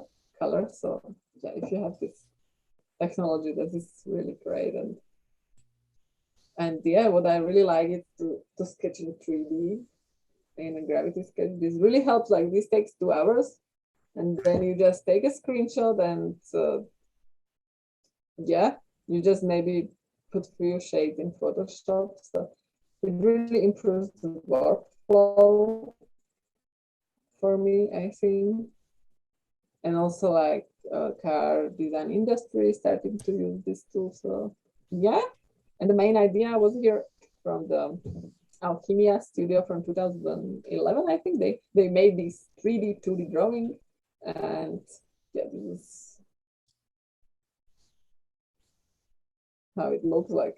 Yeah, but when you take a photos and you adjust them in Photoshop, it looks almost 2D. So yeah, I wanted to make the reverse process, like to go from 3D object to 2D flat images. Yeah, that was fun. Yeah, and you see the process here, like this is like from Keyshot, from Gravity Sketch. This is a real photo. This is the process, like this is how the 3D print looks. Yeah, it's like, it's fun how they printed. It has a special coat over the printed material. Is like a wax or something, and they just wash it, and then you have like as many colors as you wish. Yeah, maybe I can show you like what my students did, what they did during the pandemic. So yeah, I mean, sometimes we are also doing this industrial project, but mostly, yeah, we are focusing on the car design. But yeah, a lot of great ideas when Corona started, like everybody was obsessed. So everybody was designing a face mask. Yeah, this was fun. Interesting. We got actually two questions. Do you see the Q&A button down, lower bottom of your screen? I see. If you want to press, there's two questions. If you want to go ahead, see them, check them out. Oh, why don't we see these designs be applied in a real life? Yet it seems like a huge step forward. Oh, because I think like, well, when you design something like this in a 3D, in Gravity Sketch, on a paper, like you really don't focus so much on the technical aspects. And yeah, they encourage you as a student, even when you're doing internship and collaboration with the industry and with the brands. Like they allow you to do crazy thing, but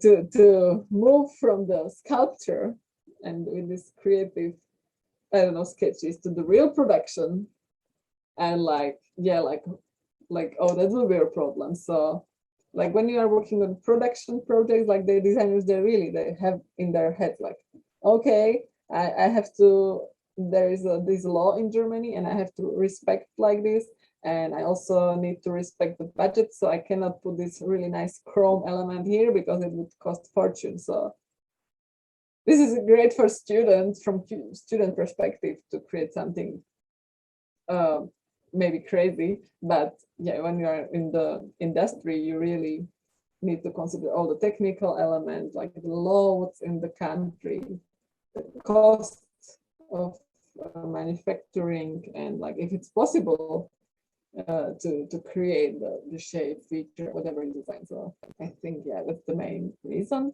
And also I think the competition is crazy. So yeah, it's really difficult to be chosen, but your design goes to production. So yeah, the competition is really tough. So yeah, why would they choose something from students when they have, I don't know, 20 designers working on one project?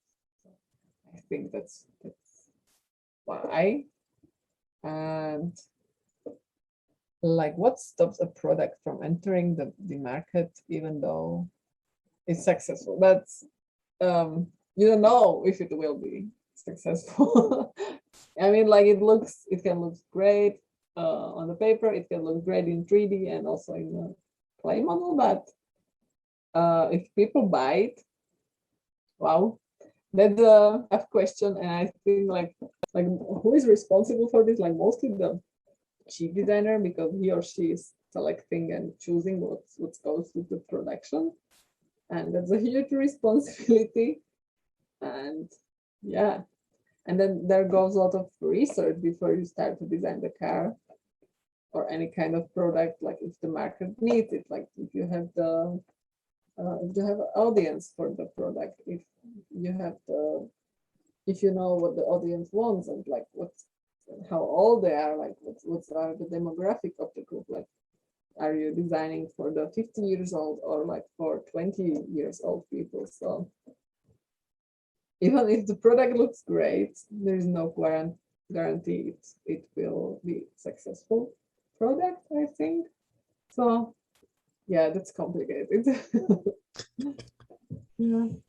All right, I think we came about to the end of this session. Thank you so much for being with us and for giving us your time and this beautiful presentation, going through the stages and details, to sharing your portfolio. Hopefully that's inspiring to a lot. Maybe this is a beginning of many different collaborations for the future, hopefully. So on behalf of everybody, I thank you again, and hopefully we'll meet again. Yeah, thank you for having me. It was great. I enjoyed it. Of course. I hope you learned something. And definitely, we all did. See you in the future. Thank you so much. Yeah. All right. Okay. All right. So we're going to continue. Bye. Bye, everybody. Yes. So we're going to continue now to the third part and the last session of this evening with Charisse Thornhill. Awesome. Hello, everyone. Did I pronounce that correctly? You did. Yes. Absolutely correct. Yes. Good evening. How are you? I'm well. I'm super excited and happy to be here and looking forward to being able to share with everyone. Thank you so much. We appreciate it that you gave us part of your time and you wanted to share with us. And it's all yours. Do you want to share your screen? Yes. Go ahead, please. Okay. I'll put this into presentation mode. All right. All right. Well, I'm Charisse Thornhill, and I'm super excited and honored to be here. And I'm hoping to visit you all in the future in real life, in person, once our world is in a better place. But I'm really excited to have been invited in. And what I'm going to be sharing today is a little bit about my journey and my path in design and in footwear design specifically. But I also want to talk about the design process. And I had the privilege of going to College for Creative Studies, a design college based in Michigan. And I learned a lot of great things at the college, but what I realized once I got out of my university experience and moved into the industry, I realized that there were some gaps and there were areas in which the things that I learned were very different when I got into the industry. So the things that I wanted to point out in regards to that, I will be able to walk through with you later in the presentation. So this is one quote that's very important to me. I live my life by this, and it says, "Man's mind, once stretched by a new idea, never regains its original dimensions." And I absolutely live by this. I believe that we are never too old or too young to learn. And at every level of our careers, we're never going to stop learning. Even when you get out of, your university experience and you enter the industry, you want to make sure that learning is part of your DNA. And it's something that you really challenge yourself to continue to do every day. So a little bit about who I am. This is me. I'm the product of an amazing lineage here. So this is a photo that was taken in around 1992. And this is our 4 generations photo. So on the far left is my great grandmother, who was an amazing woman. She actually moved our entire family from Trinidad in the Caribbean to the United States to basically create a better life for us and all of the generations to come. Next to her is my grandmother in the purple, another amazing woman who I learned so much from. Next to her in the green, that's my mother. And then there's me. So, my mom always tells this really funny story about this photo. We were actually at a wedding, at a cousin's wedding, and she was trying to get me to stand in line and take the photo, just positioned exactly how everyone else was. And I just wouldn't do it. And I wanted to pose and show my own personality. So I always think this is a really fun photo, but it does it does give me some insight into my personality and the fact that I always just wanted to express myself and to stand out from the crowd. And I think taking that as a way of life and being has absolutely paid dividends for me. And it's really helped me to be successful in my career. So here's my purpose. My purpose is to transform the world by leveraging diversity of thought to create innovative design solutions, teams, processes, and strategies that in turn inspire and unleash the potential of all creatives. So I absolutely believe that everyone is a creative. I know a lot of people may feel, hey, I'm not really great at sketching or drawing. I'm maybe not very good at prototyping or building things with my hands, but I think it's all about being able to develop your skills. And those creatives are the people who I believe if you have a brain, you are a creative, right? And you embody creativity and you're made in the image of the ultimate creator. So I think all of us have that element of creativity within ourselves. We just have to cultivate it and make sure that we're continuing to learn and grow. So I want to share a bit more about my career path and what I've been able to accomplish thus far. I've been in the footwear design industry for about 14 and a half years now. And I can trace it all the way back to 2006. And I started off my career, as I mentioned, at College for Creative Studies. And I always aspired to work at Nike as a footwear designer. I remember the first pair of sneakers I actually really paid attention to, and I must have been in the 5th grade. And I loved playing basketball. I loved sports. I loved being creative. And the first time I saw the Jordan 10 on another kid's feet, I just couldn't stop looking at it. And I just fell in love at that point. And I knew that I wanted to be a footwear designer. And I knew that I wanted to work at Nike. And so throughout my junior high years, I just had a great opportunity to be a part of the Magnet program in South Florida, where I'm from. And so the Magnet program basically is a program within a school. You have specialized education in art, and then you actually follow that path all the way through high school, and then you move on into college. And so I learned about design in the more formal sense when I got to high school. And I went to design and architecture senior high in South Florida. And I learned about product design. I learned about fashion design. And that really opened the door for me. And so I followed that path onto CCS. And at that point, I actually met a Nike recruiter who just happened to be in Detroit for the Detroit Auto Show. I built a relationship with her and I would send her my work often. And when internships came available, I was able to apply and I was accepted to Nike SB. So I started off my career there as a junior intern. And then I finished my last year of college. And then I actually had the great fortune of starting my career off at Nike.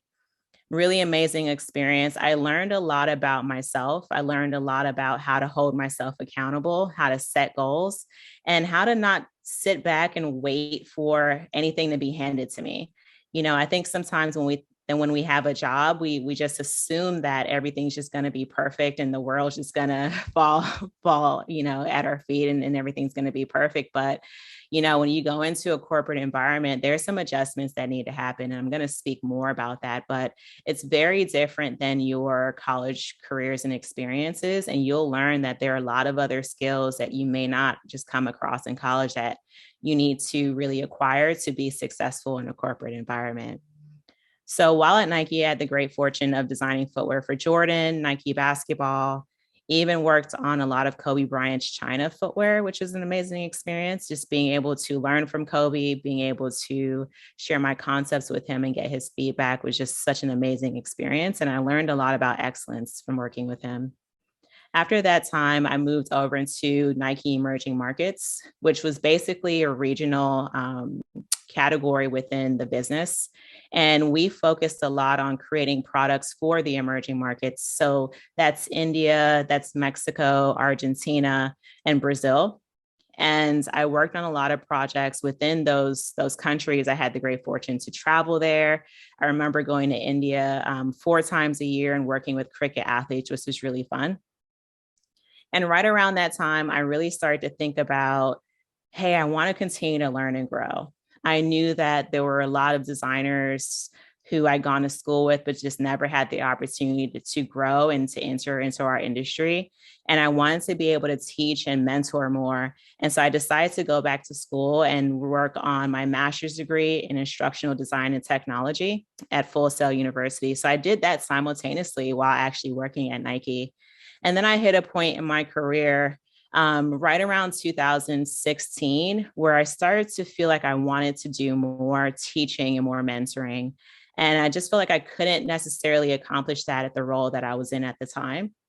So I decided to resign from Nike, actually moved back home to South Florida. If you are familiar with the United States map, I actually drove from Portland, Oregon, which is actually on the West Coast, right above California.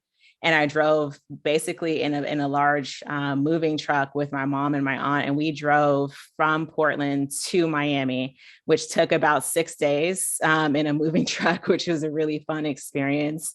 But for me, it was a new beginning, right? And I think it's important for us to be really familiar with ourselves, what inspires us, what moves us, and to understand when we've hit a point within our lives where we need to make a shift and a change.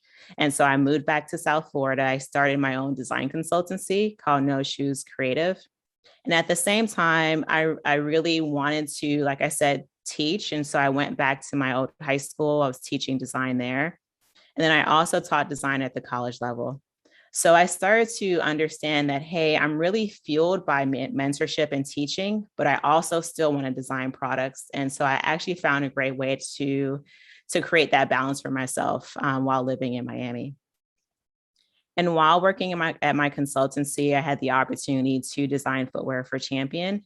So Champion is just a pretty historical brand, really rooted in basketball. And I had an opportunity to design footwear for them as they were relaunching the brand. And then towards the end of 2019, I got a call from a few people that I knew in the industry that worked at Adidas. And they mentioned to me that they were going to be starting a new program and that they wanted me to be a part of it. So that's where I am now.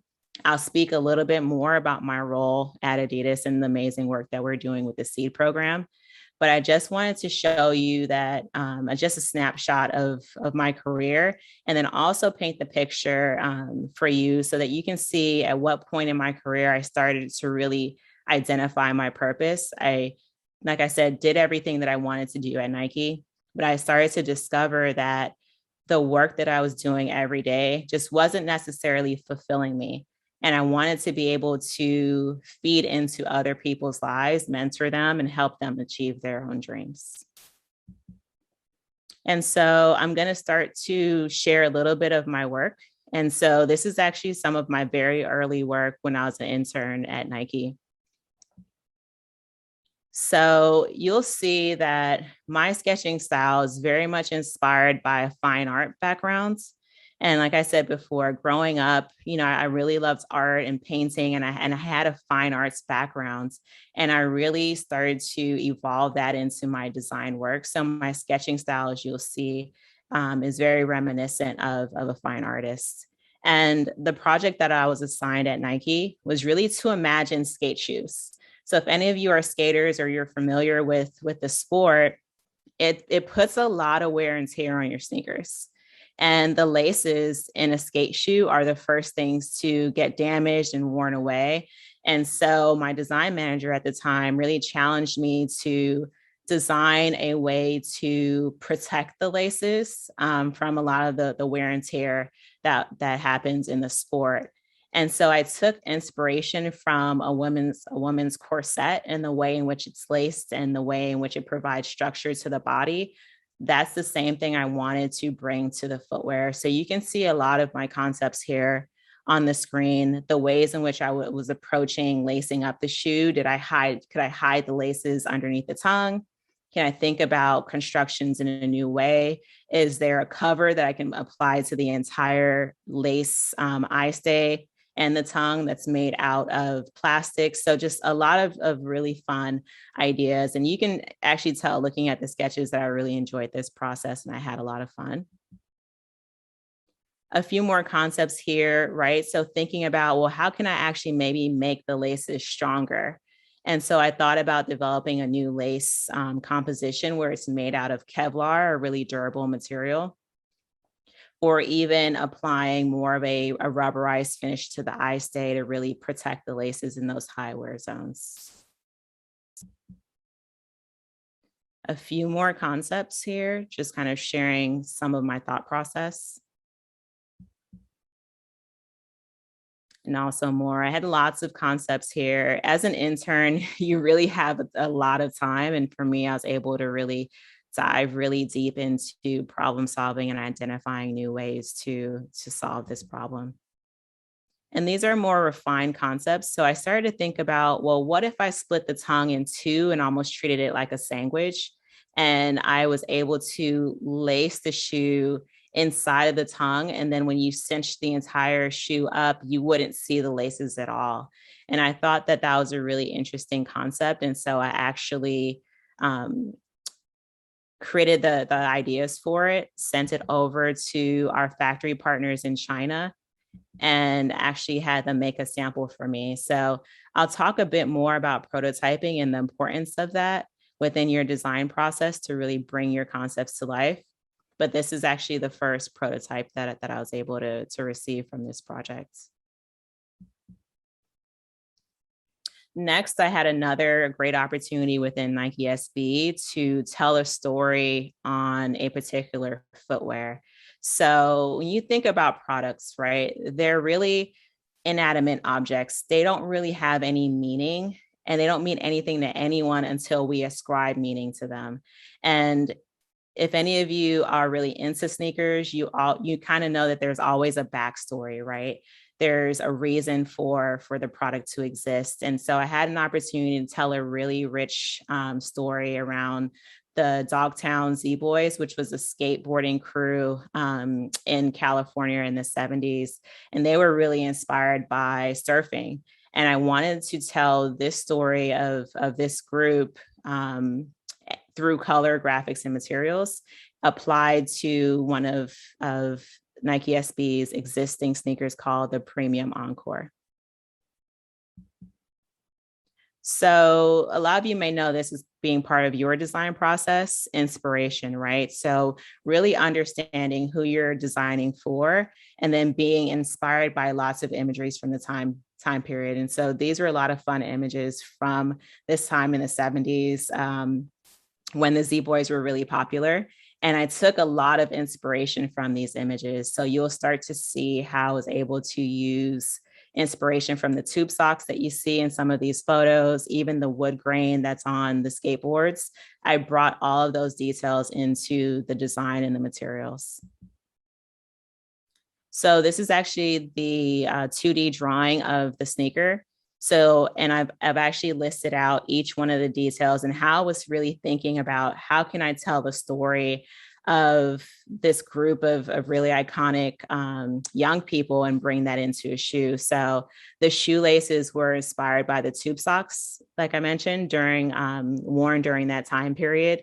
The wood grain on the underlays on the top of the toe and even in the quarter, that was inspired by the surfboards and the skateboards of the time, even down to the colorways. And so the swoosh, the Nike swoosh and logo, it's made out of patent leather. So aqua patent leather. So that represents water of California and a lot of the environments the surfers would be surfing in.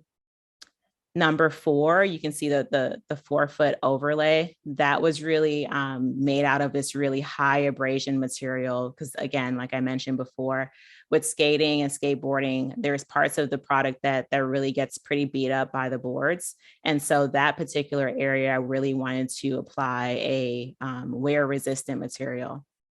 The black midsole represents the asphalt that the athletes would skate on. And then number 6 is a yellow heel. So you can see that in the rubber pod in the heel, and that represents the California sun. And then number 7 on the outsole, you can actually see an outline of the state of California. So I really wanted to bring all of those details into the product and tell a really rich story. And then these are the final images of the shoe. So, you know, when you get your first sample back of your shoes, and this is actually the first one I'd ever seen of any of the concepts that I've done. And it was such an amazing experience to see the sneakers come to life. Just a few more images of the silhouette. And then I actually had an opportunity to go to California for the launch of the shoe. And it was really fun. You know, they had a display of the sneakers in the window in the skate shop. There's a picture of myself holding it. And while I was there, this young guy actually walked in and tried the shoes on, and he decided to buy them. And so I was able to take a picture of him. So again, this was really my dream come true moment. Like I said, growing up in South Florida and loving sports and sneakers, wanting to come into this industry. And this is absolutely a moment where I was able to realize my dreams. So now I'll go into my official full-time role within Nike. So like I mentioned before, starting off as a Nike designer pretty young. I was probably about 21 or 22 years old when I started full time. And, you know, it's easy to get lost in the shuffle of a really large company. And for me, when I started off at the brands, I was assigned to a team, but I didn't have actually any real projects assigned to me. And, you know, I think this is when mentorship really becomes really important. So I had a lot of great mentors throughout my life, and a really great one was Dwayne Edwards. Many of you may have heard of him. He is the founder of Pensole Footwear Design Academy in Portland, Oregon. And Dwayne has designed tons of Jordans. He was a design director of the Jordan brand for a really long time and designed sneakers for Michael Jordan. And I would always go to Dwayne and say, hey, I don't have any work to do. And he was able to give me work to do from his team. And so I was designing with his team while I was assigned to another team. And the big lesson there is to raise your hand, right? If something isn't happening that you need to happen, something isn't right, you have to seek out your mentors and really ask those questions and ask for help. And for me, that was the best thing I could have ever done for my career, because I was able to design my first 10 footwear projects with Dwayne's team and with the Jordan team. And the products that you see on this screen are all concepts that I designed. Like I said before, I'm a huge basketball fan and absolutely a Miami Heat fan. And so the picture on the far left is Dwayne Wade wearing one of my shoes and actually playing in them. So that was a really fun experience and a really special time in my career. Next, like I mentioned before, being part of Nike basketball, I had a great opportunity to work with Kobe on his products. And this is a project that I had an opportunity to work on. So it's called the Nike Dream Season. And this was the ultimate outdoor basketball shoe for China. Some of the images you can see at the top right or top left is just Kobe in China, and the amount of fanfare and love that he received from the country, which is why we had such a huge footwear presence there. And we created products specifically for China. And I had lots of great opportunities to visit China, actually meet and play basketball with consumers and understand what they're looking for from their sneakers to be able to design for them. So some of the concepts at the bottom left, you can kind of see some of my thought process, what I was thinking, ways to provide support on the uppers, really making sure the outsoles are really durable, because a lot of basketball will be played outdoors. So those were some of the things I was really solving for in this project.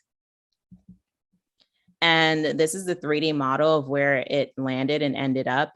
I remember an amazing experience of being able to sit in front of Kobe and actually present this concept to him.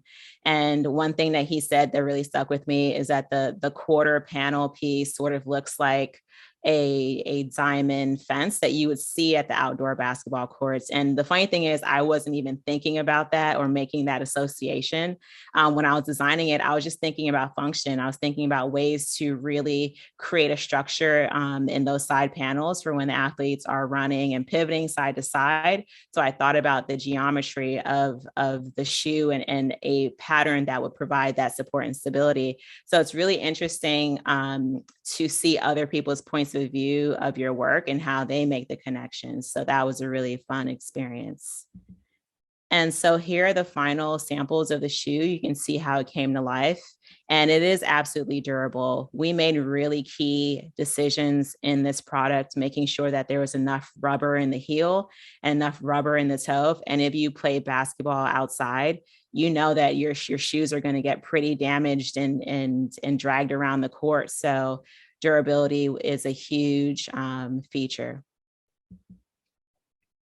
So just a few more concepts, like I mentioned, I worked on a lot of Kobe for China, and these were just a few more concepts. And it's really fun to see him wearing the concepts on the far left on the soccer field and kicking a ball wearing one of my designs.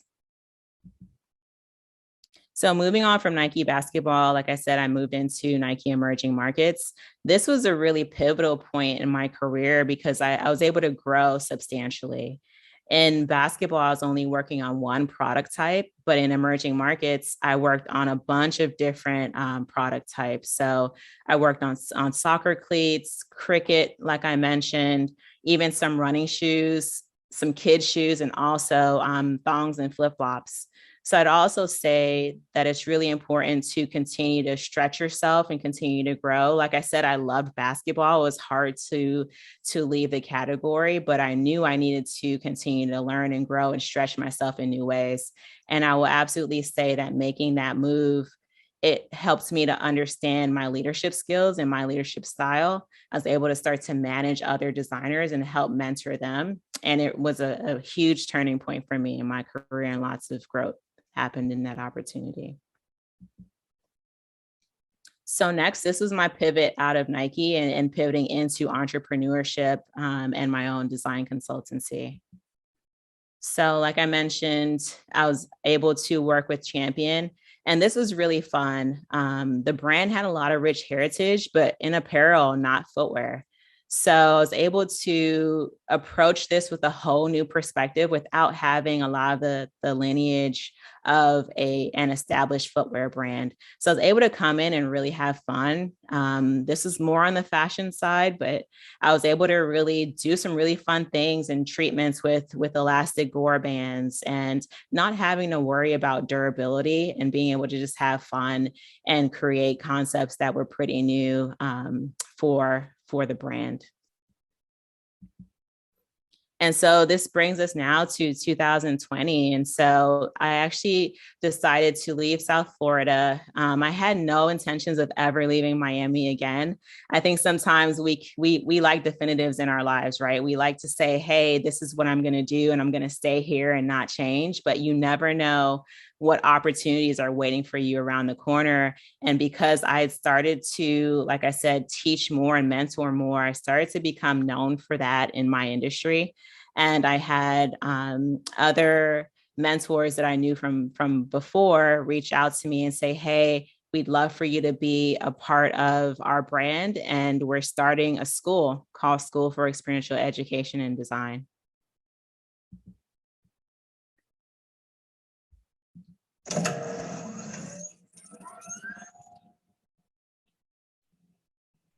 The old way of doing things doesn't add up. For too long, barriers have blocked creative opportunities in education, and experience is left guarded, closed off, and unshared. Sometimes we can't dream or think outside of what we've already seen, and I think that's the key, just being able to question everything. The classrooms just did not reflect our consumers. Instead of waiting for the education system, we decided to look at different models. Not having enough chances was a barrier for me. I want to be that person who represents the women who are just like me. Seed School is my chance to take my seat at the table. Here is where we draw, where we dream, design, and create.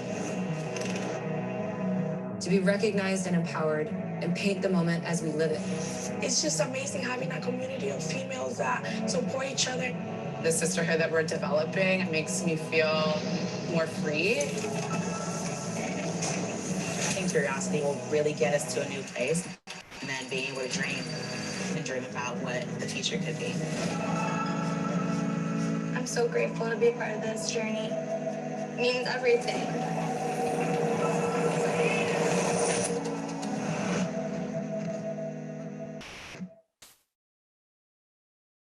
So as I mentioned before, I'd really gotten used to actually being the only woman in design on the design teams I was a part of at Nike, and then also throughout the rest of my career.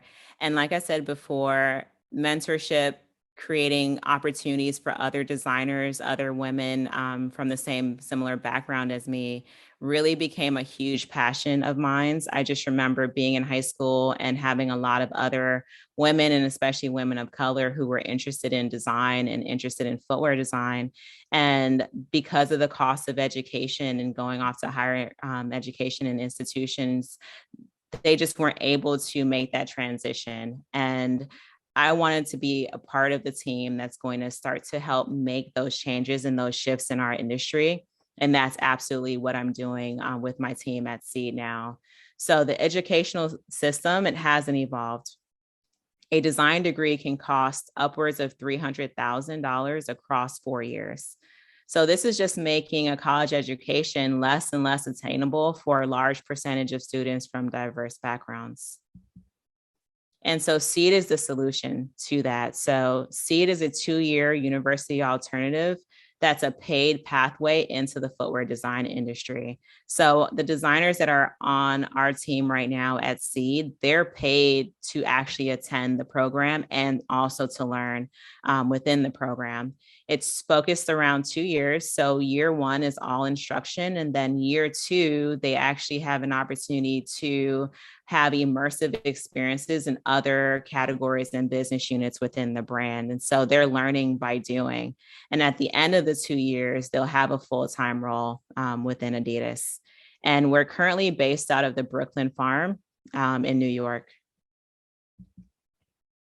So we're able to do the amazing work we're able to do because of all of the people that you see on the screen. So at the far left, we had Dwayne Edwards, who I've already spoken about, but Dwayne's just always been such a great advocate and mentor for me.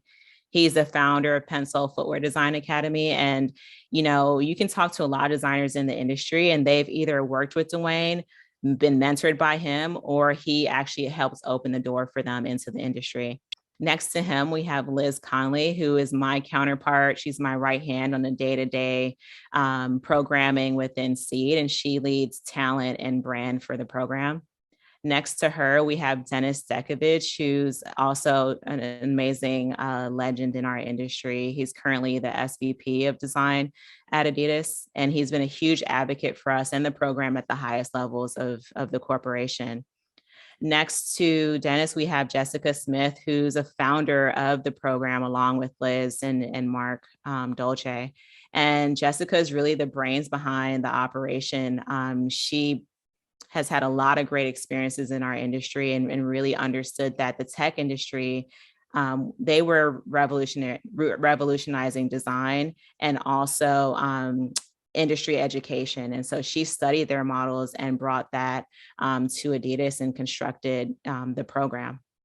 Next to her, we have Mark Dolce, who is the VP Creative Director of Innovation at the brand. Another great advocate for us. We wouldn't be able to be in existence without his advocacy. Next to Mark, we have Angela Medlin, who again is another legend in our industry. She's been a fashion designer and director in our industry for a very long time and has worked with amazing brands. And she's a great advocate for the program, and she sits on our board as an advisor. Next to her, we have Jason Maiden. I can't say enough about him, another one of my great mentors, and he's currently the president of Fear of God Athletics. And then there's myself.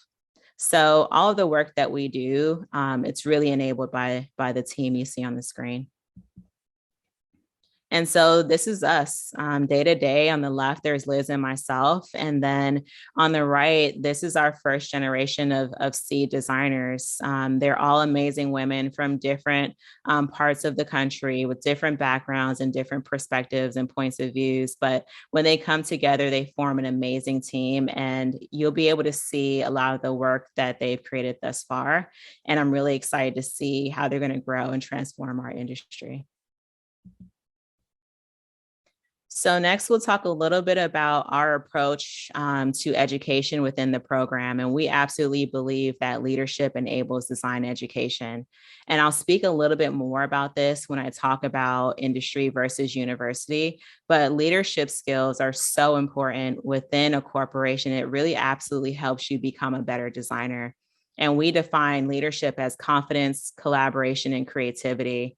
Confidence is all about belief, right? When you're presenting your work, if you don't believe it, and if you're not confident, you can't compel your audience to buy into it or to even sign off to have it produced. So being confident in your work and coming across and presenting in a confident way is really a really big part of leadership.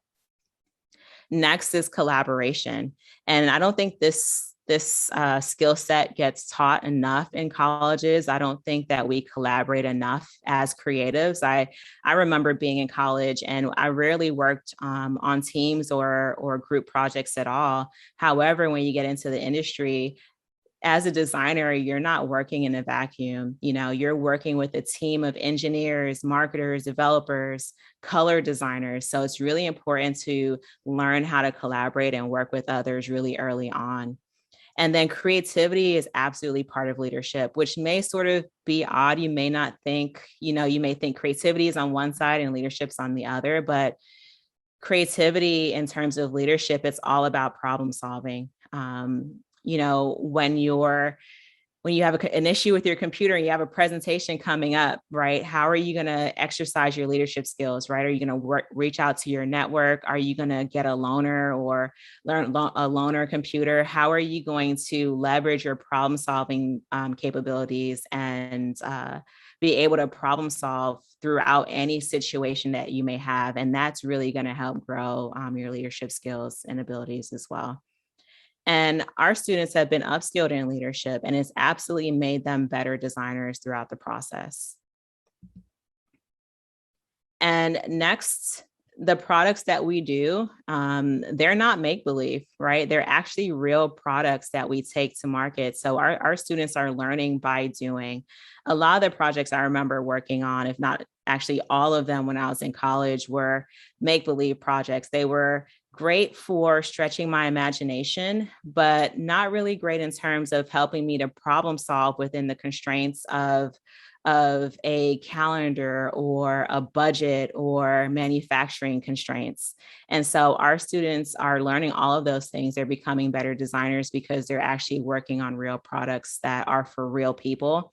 And they'll actually take those projects to market. And they're able to see, okay, I made this decision on the product and that actually helped it sell better. And so those are the real tangible things that you really need to learn. And when you go for a job interview, what's the first thing they want to know, right? They want to know that you have experience. They want to know that that you can come in and hit the ground running. And for us, our students are going to be able to really share that they've actually produced products, and that's going to give them a competitive advantage over their counterparts or other people who are interviewing for the same roles.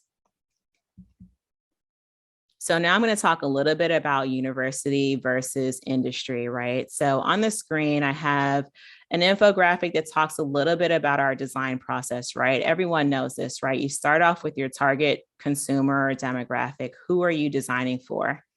Then you start to do some research to understand the marketplace, right? If we're talking about footwear, if we're designing for a particular brand, who's leading in that space? If it's a basketball shoe, who's number one, right? What brands are number one? What are the most popular shoes, the best-selling shoes for that particular sport? And so we really dive deep into understanding the marketplace and retail. Next, we start to ideate on solutions, right? So maybe we're sketching, maybe we're cobbling or doing some prototyping early on, whatever your process is. But that's where we're coming up with the solutions. Then maybe we're going to start to construct the story, right? So what is this product going to mean to the person that I'm creating this for? What will make this product really matter to them? Next, we'll get into a little prototyping. And I think we're in a digital age now where there's so many programs, right? There's Gravity Sketch, which is a program that we use often. There's Rhino, there's Maya, there's so many 3D making digital programs, but nothing replaces prototyping, right? Creating physical products. And I'm going to talk a little bit more about that. And then there's the presentation piece of this, right? So I spoke a little bit about being confident, speaking with conviction, actually believing what you're presenting. That's really the key to getting your projects across the finish line. So let's talk about consumer insights, right? When I was working on a lot of my projects when I was in college, we weren't really taught to talk to real people. And I think for most designers and most creatives, we're pretty introverted people. You know, we may not be comfortable speaking in public. We may not be comfortable actually reaching out to random people we don't know and asking them questions. But as a creative and a designer, we absolutely have to develop that skill. Designing for imaginary people, maybe you're constructing a person, maybe you found an image on Google, right? And then you give them an arbitrary name and you come up with a random age for this person. It's not really real. And if you're making up a person, how are you going to be able to really service a need? Because it isn't real. And that was the big thing that I really realized when I got into the industry is we would travel all over the world. And this was actually a project that I worked on, a cricket shoe.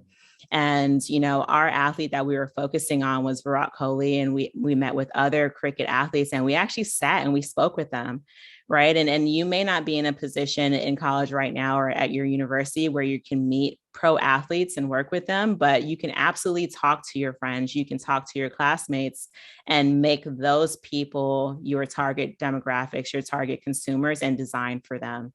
And it's really important to dive really deep into the person you're designing for, because you need to know what makes them tick. You need to know how much money they're willing to spend on that product type. You need to know what they're using right now, because you want to get them out of what they're using into your new product. And if you don't understand their why they're using this, what that product means to them, it's going to be very hard to design a product that matters. And then when you sell it and you present it, if it's not rooted in a really authentic place, it's going to make it even more difficult to get it across the finish line. And with our athletes, we absolutely ask them questions, right? We want to understand why they're wearing the product that they're wearing now. What do they love about it, right? And for me, our athletes were wearing different cricket shoes from different brands, and we had to understand why they loved Adidas cricket shoes over Nike cricket shoes at the time. And, you know, we found out through our research that they wanted products that were more lightweight, right? So because we learned that, we knew that, okay, our products need to be sub, 13 ounces. And we need to design it in a way in which it's going to be lighter weight, because that's what they're really looking for. They don't want to sacrifice support, right? So they want products that support their feet as they're running through their stride and they're performing. They want to be confident and they want to feel like they're locked down in their shoes. So again, it's really important to talk to real people, get real insights, because it's only going to make you a better designer. Next, I'll talk about market insights, right? So I mentioned Google before. Same deal. I think it's important to get out, and I have here, just go shopping, right? So the project that you're working on, the product type that you're working on, you need to understand the marketplace, right? Go and spend a day with retailers, talking to salespeople, sitting on and observing your consumers as they walk in and out of the retail space. What products are they picking up and why? Even talk to them and try to understand how they're thinking about their product, what their purchasing power is, how much money they actually want to spend. Because again, that's going to help you understand your landscape a lot better and become a better designer. And next, I'll talk a little bit about design solutions. And I think for us and creatives, I think this is probably maybe the part of the process that we enjoy the most, right? We're drawing, we're sketching, we're rendering, we're really kind of geeking out on the artistic side of this. But one thing that we can really miss is the collaborative part of problem solving and creating your design solutions. It's really important to not be isolated and be by yourself when you're coming up with concepts. Work with your peers, share your work, which is something that we were never trained to do. I think, we were very insular and, some people just didn't want other people maybe stealing or taking their ideas, but you're only as good as your last idea, right? So I think it's really important to share and get feedback. And this is a really great image. So in this image, this was one of our market trips, and we actually think we were probably in Dubai at this time, and we met with both of the cricket athletes that you see in the image. And these are my counterparts. On the far left, we have our development lead. He was really charged with making sure that the shoes fit and functioned in the way in which the athletes expected. And then in the center, in the white shirt, there's one of my other counterparts, and he was a designer on the team as well. I'm at the far right representing design, and then next to me was our marketing counterpart. So she really focused on the cricket business, price points, understanding the competition. And so we really worked on these projects together as a team, and we came up with really profound solutions because we all worked together. So storytelling, right? And I think storytelling is maybe more of a buzzword that we've been hearing a lot more on design blogs or in conferences, storytelling and what is it? And, storytelling is really making it matter. So products, right, can be pretty techy. We can be really focused on the performance needs of the products. We can focus on the compounds of the midsole, the rubber compounds. Is it clear? Is it opaque? What technology are we putting in the shoe? And it can become very dry and lack meaning. And we have to move from an objective space with our products. Yes, it needs to be objective. We need to have a list of things we're solving for and why the product's going to be better than our competition.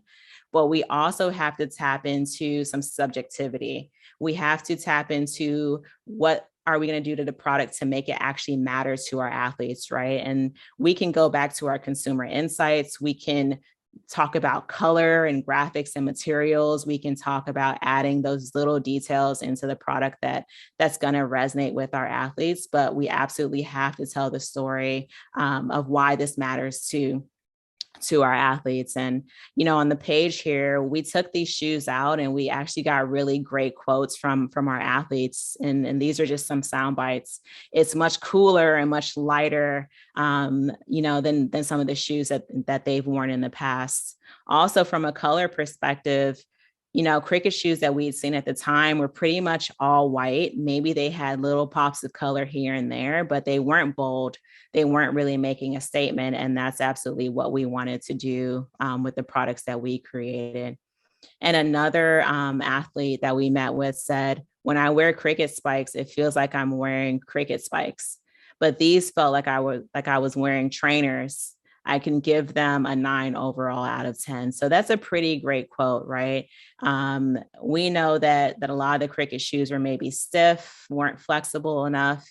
And we wanted to make sure, again, that our shoes were lightweight, flexible.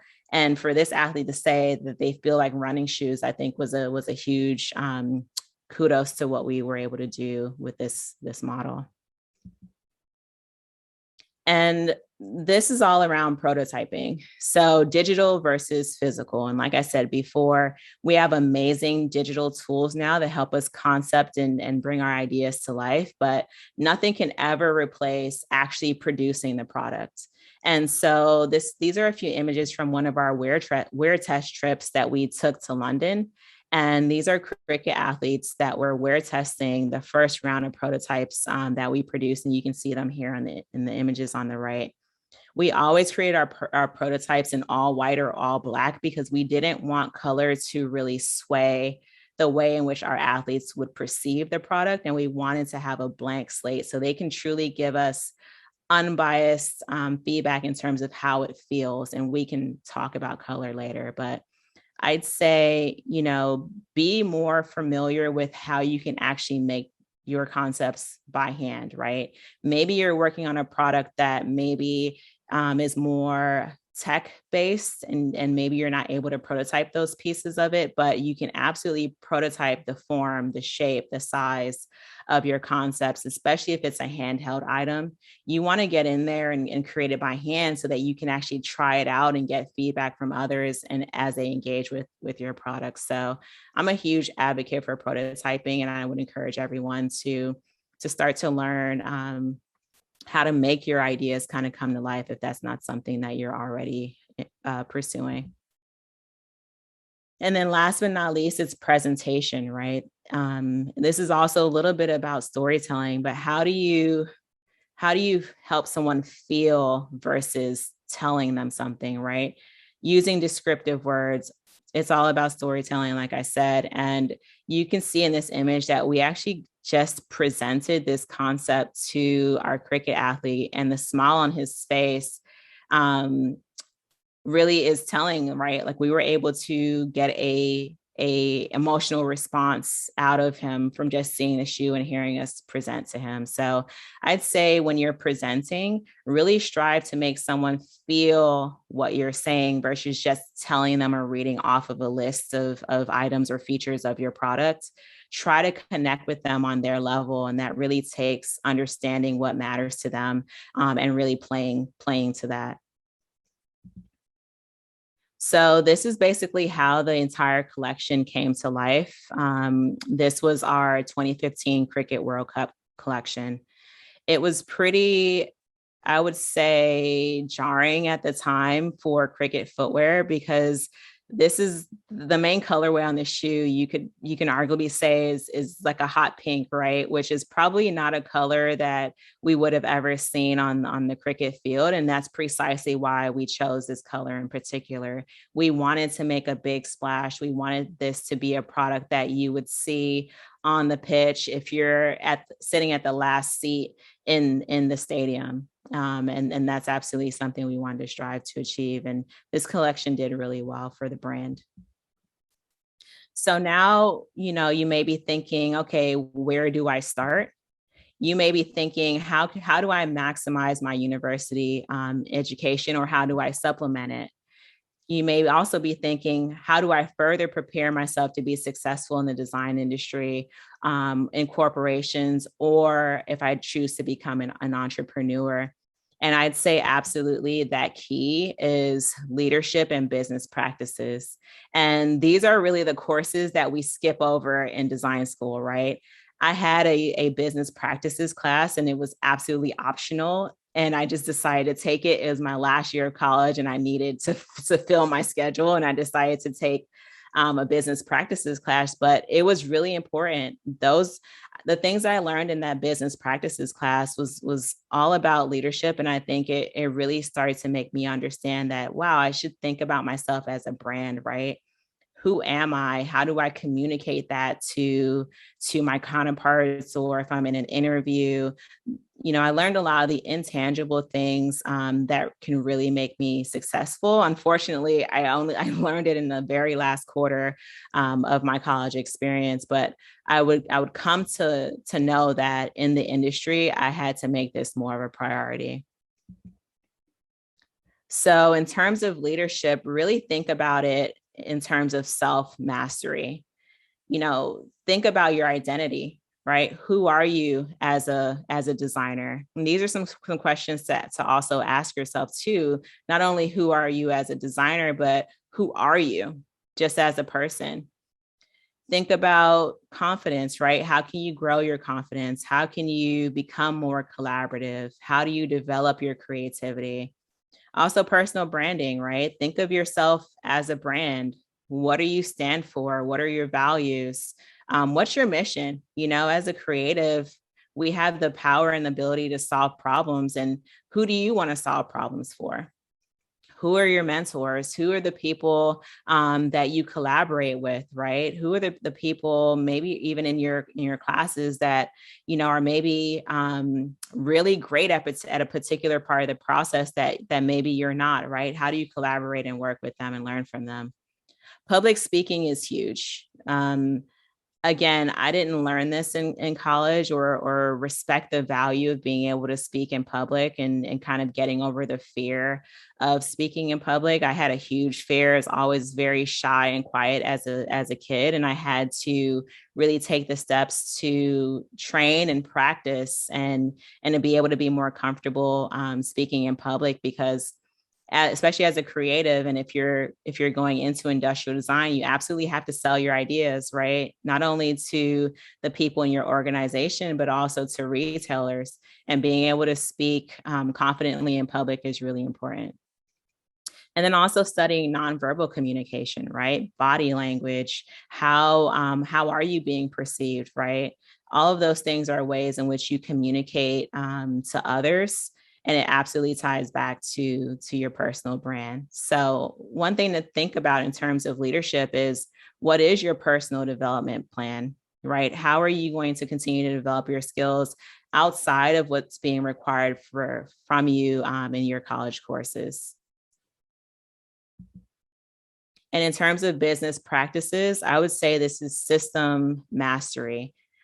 What does it take to form a business, right? Understanding business models and branding, brand design, marketing, even a bit of psychology as well. You know, anthropology, finance is a big one. I think as designers and creatives, we get a bad rep in terms of money and finances and not really knowing enough about it. I think it's really important for designers to understand that, you know, when you're creating products, you're actually working against the budget. And then how do you decide, you know, where am I going to spend my money for this product? And in footwear design, it's a huge thing. And I was actually learning to read cost breakdown sheets and understanding that, you know, the shoe box has a cost. The paper that's in the shoe has a cost. Every part of the product has a cost. And so I had to really prioritize where I was going to spend the money to make sure that the product, it hit the budget, but it was also something that our customers needed and wanted to purchase. Manufacturing, understanding manufacturing is huge as well. Merchandising, sales, these are all the other parts of business outside and that we need to know as designers to be able to be better designers and to work with our counterparts in a better way. So some things to also think about is, you know, how much do you know about the business of design, right? Are there any books that are out there that you can read? Maybe there isn't a course that exists at your college. Maybe there's something that you can find online, but there are tons of amazing books out there around the business of design, which can be a great entry point for you. Do you understand the roles and responsibilities of your future counterparts in the brand as well, right? Do you understand the role of a marketing person? Do you understand a role of an engineer? How are they being measured? What are the things that they pay attention to? The more that you know that, again, it just makes you a better designer. Do you understand finance and pricing structures? Again, a big thing to understand as a designer. What is the future of retail? You know, retail is changing every day. You know, after last year and even the things that we're facing this year, e-commerce has really emerged and continues to grow. What would that mean in the future? And what does that mean for product designers? What are new manufacturing methods as well? Like, how can those new manufacturing methods really impact the products and the way in which they're made in the future? So the more that you understand about business, about where things are going in the future, like I said, it just makes you smarter. It makes you a better creative and a better designer. So I mentioned books before, and I have tons of books. I have a lot of shoes, but I always say I have more books than shoes. And these are a few of my favorite books that I'd love to share with all of you. The first one is Start With Why by Simon Sinek. And this book's great. You know, it really helps you to dive deeper into the reasoning why you do the things that you do. If you're a designer, why do you love design? What's your motivating, you know, what's the motivating feature within design that's going to help you be successful? And I think understanding your why really helps with motivation, especially on the days where it's really hard to continue, right? Maybe you had a really bad review or really tough review. Maybe you made a presentation and you got some really negative feedback. knowing why you love this so much is going to be the thing that's going to motivate you to continue in the field, even after you maybe had a negative review. The next one is Strengths Finders. So this is an assessment. You can buy the book. It has a code in the back, and you're able to take the assessment online. I love this as a tool. When I took it, it helps me really understand myself better. I was able to understand the things that I find energy from and that are my strengths and ways to really leverage them and grow them. So I would suggest that everyone, take a look at that book and learn more about yourself. The next one is called Mastery by Robert Greene. He's such a great author. He wrote the 48 Laws of Power, but Mastery is a great book. He talks a lot about investing 30,000 hours into your craft to become a master. He talks about other people throughout history, really well-known, prominent people that we have maybe heard about, but he talks a lot about their practice, their daily practice, and the ways in which they grew to become masters in their field. And last but not least, it's Principles by Ray Diallo. Some of the books that we may read are kind of, great thought starters, but maybe not very practical. But Principles, it's absolutely practical. He actually talks a lot about being a hyper realist and existing within reality and understanding reality. I think that's really important for creatives. We can dream about the future all day, but if we're not able to operate in reality, it becomes really, really hard to be successful. So these are a few books that I would recommend that you can check out just to continue to learn and grow.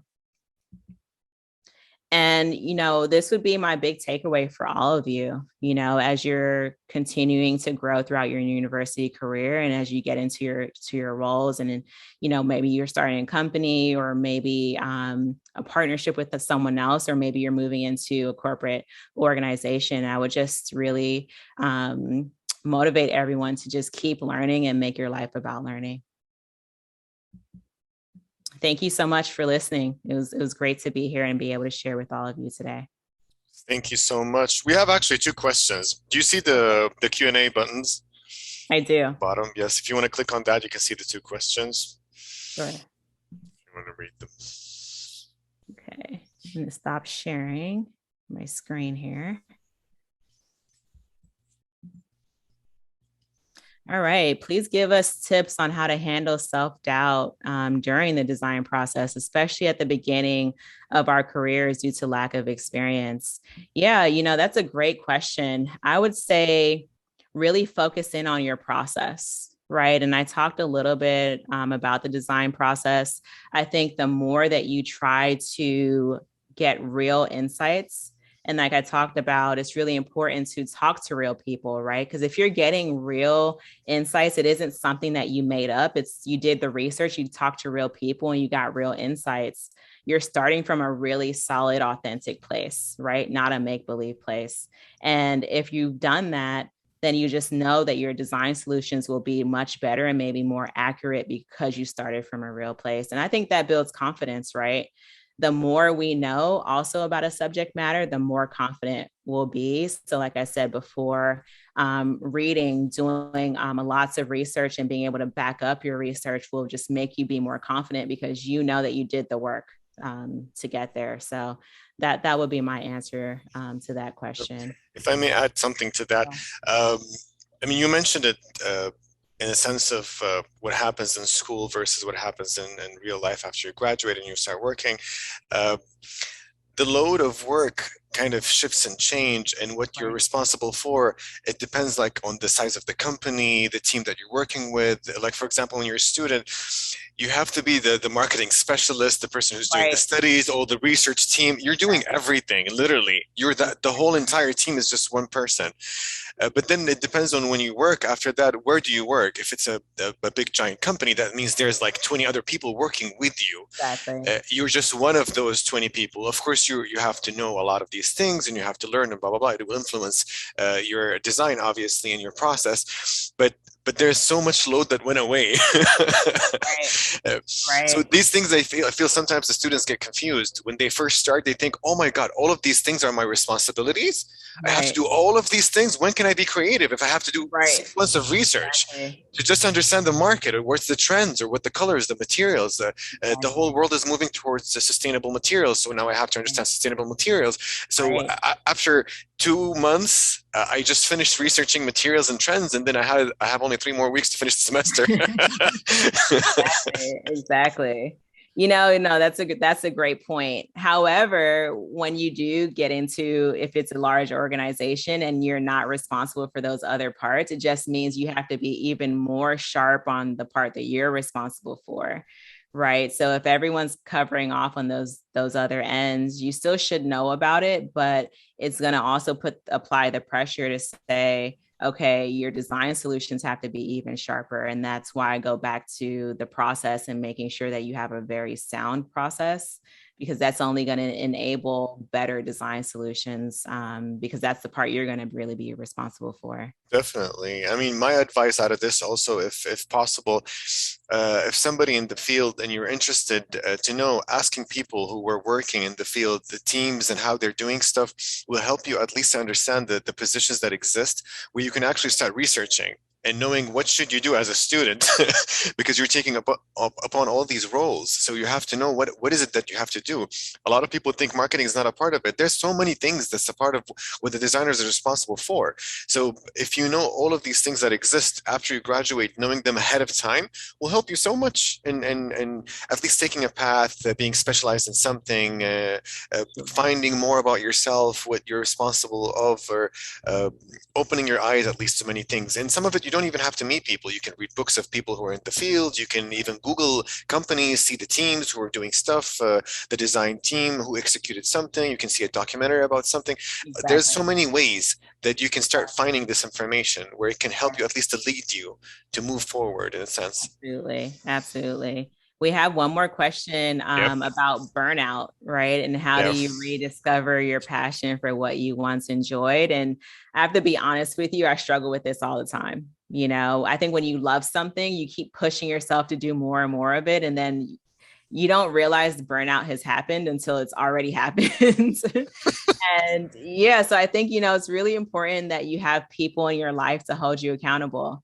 You know, for me, I have my partner and I have other friends and people in my life, and they'll reach out and say, hey, Sharice, I haven't heard or seen you in so long. You know, so I think it's important to make sure you surround yourself with great people who can knock on your door and say, hey, come out. And then also maybe even setting up alerts for yourself, right? And having a ritual. Maybe you say, hey, once a week, I'm going to make sure I connect with this person or this friend, or, you know, maybe once a month, I'm going to take a road trip somewhere, or maybe, you know, every 6 months, whatever your schedule allows. But you have to build those things into your calendar and your schedule. If you don't, and then also hold yourself accountable to do it. If you don't, then burnout can absolutely happen. But you have to be intentional about your breaks and drinking water and hydrating and, you know, exercise, and all those things are so important. Definitely. I mean, a lot of students, and we always see this, of course, in a lot of school designs, whatever the major is, they work overnight, they don't sleep for 2-3 nights in finals and all of that stuff, and they think it's fine, but your brain is not functioning very well anymore, and your creative process is just dying. It's not really good for you. It's not healthy. It's not. It's gonna make you get upset and not feel very well, and it will not end up very good. And eventually, if you keep on repeating that most of the time, it's not very healthy. And the lack of sleep and all these issues that all the students usually go through, your health is very precious for you to move forward. And if you have a support system, that's very, very good. So, or either it's your family, your friends, whatever, you make up your own support system. It's decisions that you make. I will never work. Yes. Yeah, I mean, I work with the calendar notes, alerts all the time. Like if I'm working 8 hours straight, beep, beep, beep, something, it's like, stand up, do something, watch a cat video, do something funny. Just to take your mind off of what you're doing. you have to. Your brain is not a machine. You can't work that much and that long, and your body needs rest. You need to recover. You need to look at something else. You need to move. You need to eat. So much happens. A lot of designers either gain weight or lose weight. It's either or most of the time. You either gain a lot of weight or you lose a lot of weight. Exactly. No, I had a pretty bad woodshop incident my freshman year in college. I'd been up for 36 hours straight, finals week. I was in the woodshop. I had finishing my final quarter semester project in the woodshop, trying to sand down. I think when you're tired, your brain functions also slow down and you don't make the best decisions, which is really bad if you're in the woodshop with tons of machinery. And I was trying to sand a really thin piece of wood on a huge belt sander. It went terribly wrong. And I ended up at the hospital just details. But, I think, sleep is very important, but it also goes back to being proactive and managing your time, all of those skills and the things that you have to work on. It will help you and save you from wasting time too. Definitely. I think we came to the end of the time for now. Thank you, Cherise, so much for sharing your experience, everything you guys did, the whole project, and how you guys had a different approach for teaching. It's all incredible and very inspiring, to be honest. Wish you all the best in everything you guys are doing, and hopefully many collaborations to come. With anybody everywhere on the world, to be honest. Everything you guys are doing is really inspiring, to be honest. Thank you. Absolutely. Love to come back and, hopefully to meet everyone in person one day. Yes, hopefully. Thank you. All right. Thank you so much. And thank you guys for being with us. I know it was a very long day. Hopefully this was very informative to everybody. The videos will be posted next week for all the four days, all the lectures, for all the students, anybody in the field, anybody who's interested to get into the field, all the professionals. The target was everybody. It's just raising awareness about situations, people aspiring, discussing matters that's important for designers in general and industrial designers specifically, different fields, niches in the fields. Some information was very detailed, some information was a little bit more general. We shared a lot, and hopefully this will be good knowledge available online for everybody to reach out for and find later on. All right, so I'll say good night to everybody and good evening to everybody else. It depends on which part of the world you are. Good morning, good evening, and good night to everybody. Thank you, guys. Thank you. Bye, everyone. باي. شكرا لكم جميعا على أنكم جلستوا معنا طول الفترة هذه الطويلة. 4 أيام حماسية مليانة بكلام كثير مختلف، مواضيع مهمة، متحدثين مهمين. يمكن البعض ما يعرفوا بعضهم، بس ممكن تبحثوا عنهم، الأسماء اللي موجودة، تجاربهم، ناس خبيرين في المجال، ناس أصغر في المجال ولكن aspiring إنهم يكونوا ناس مهمين في المجال، جراءة في اختيار التخصصات، مواضيع كثيرة ومختلفة ومهمة. وجود الفيديوهات هذه إن شاء الله من الأسبوع القادم بإذن الله على اليوتيوب شانل تبع شعبة التصميم الصناعي، حيعلن عنها على التويتر أكاونت تبع شعبة التصميم الصناعي. تابعوها، تابعوا الأحداث، تفاعلوا معنا، اللي يبغوا فيدباك بيتكلموا بيتناقشوا، ناقشونا على التويتر أكاونت.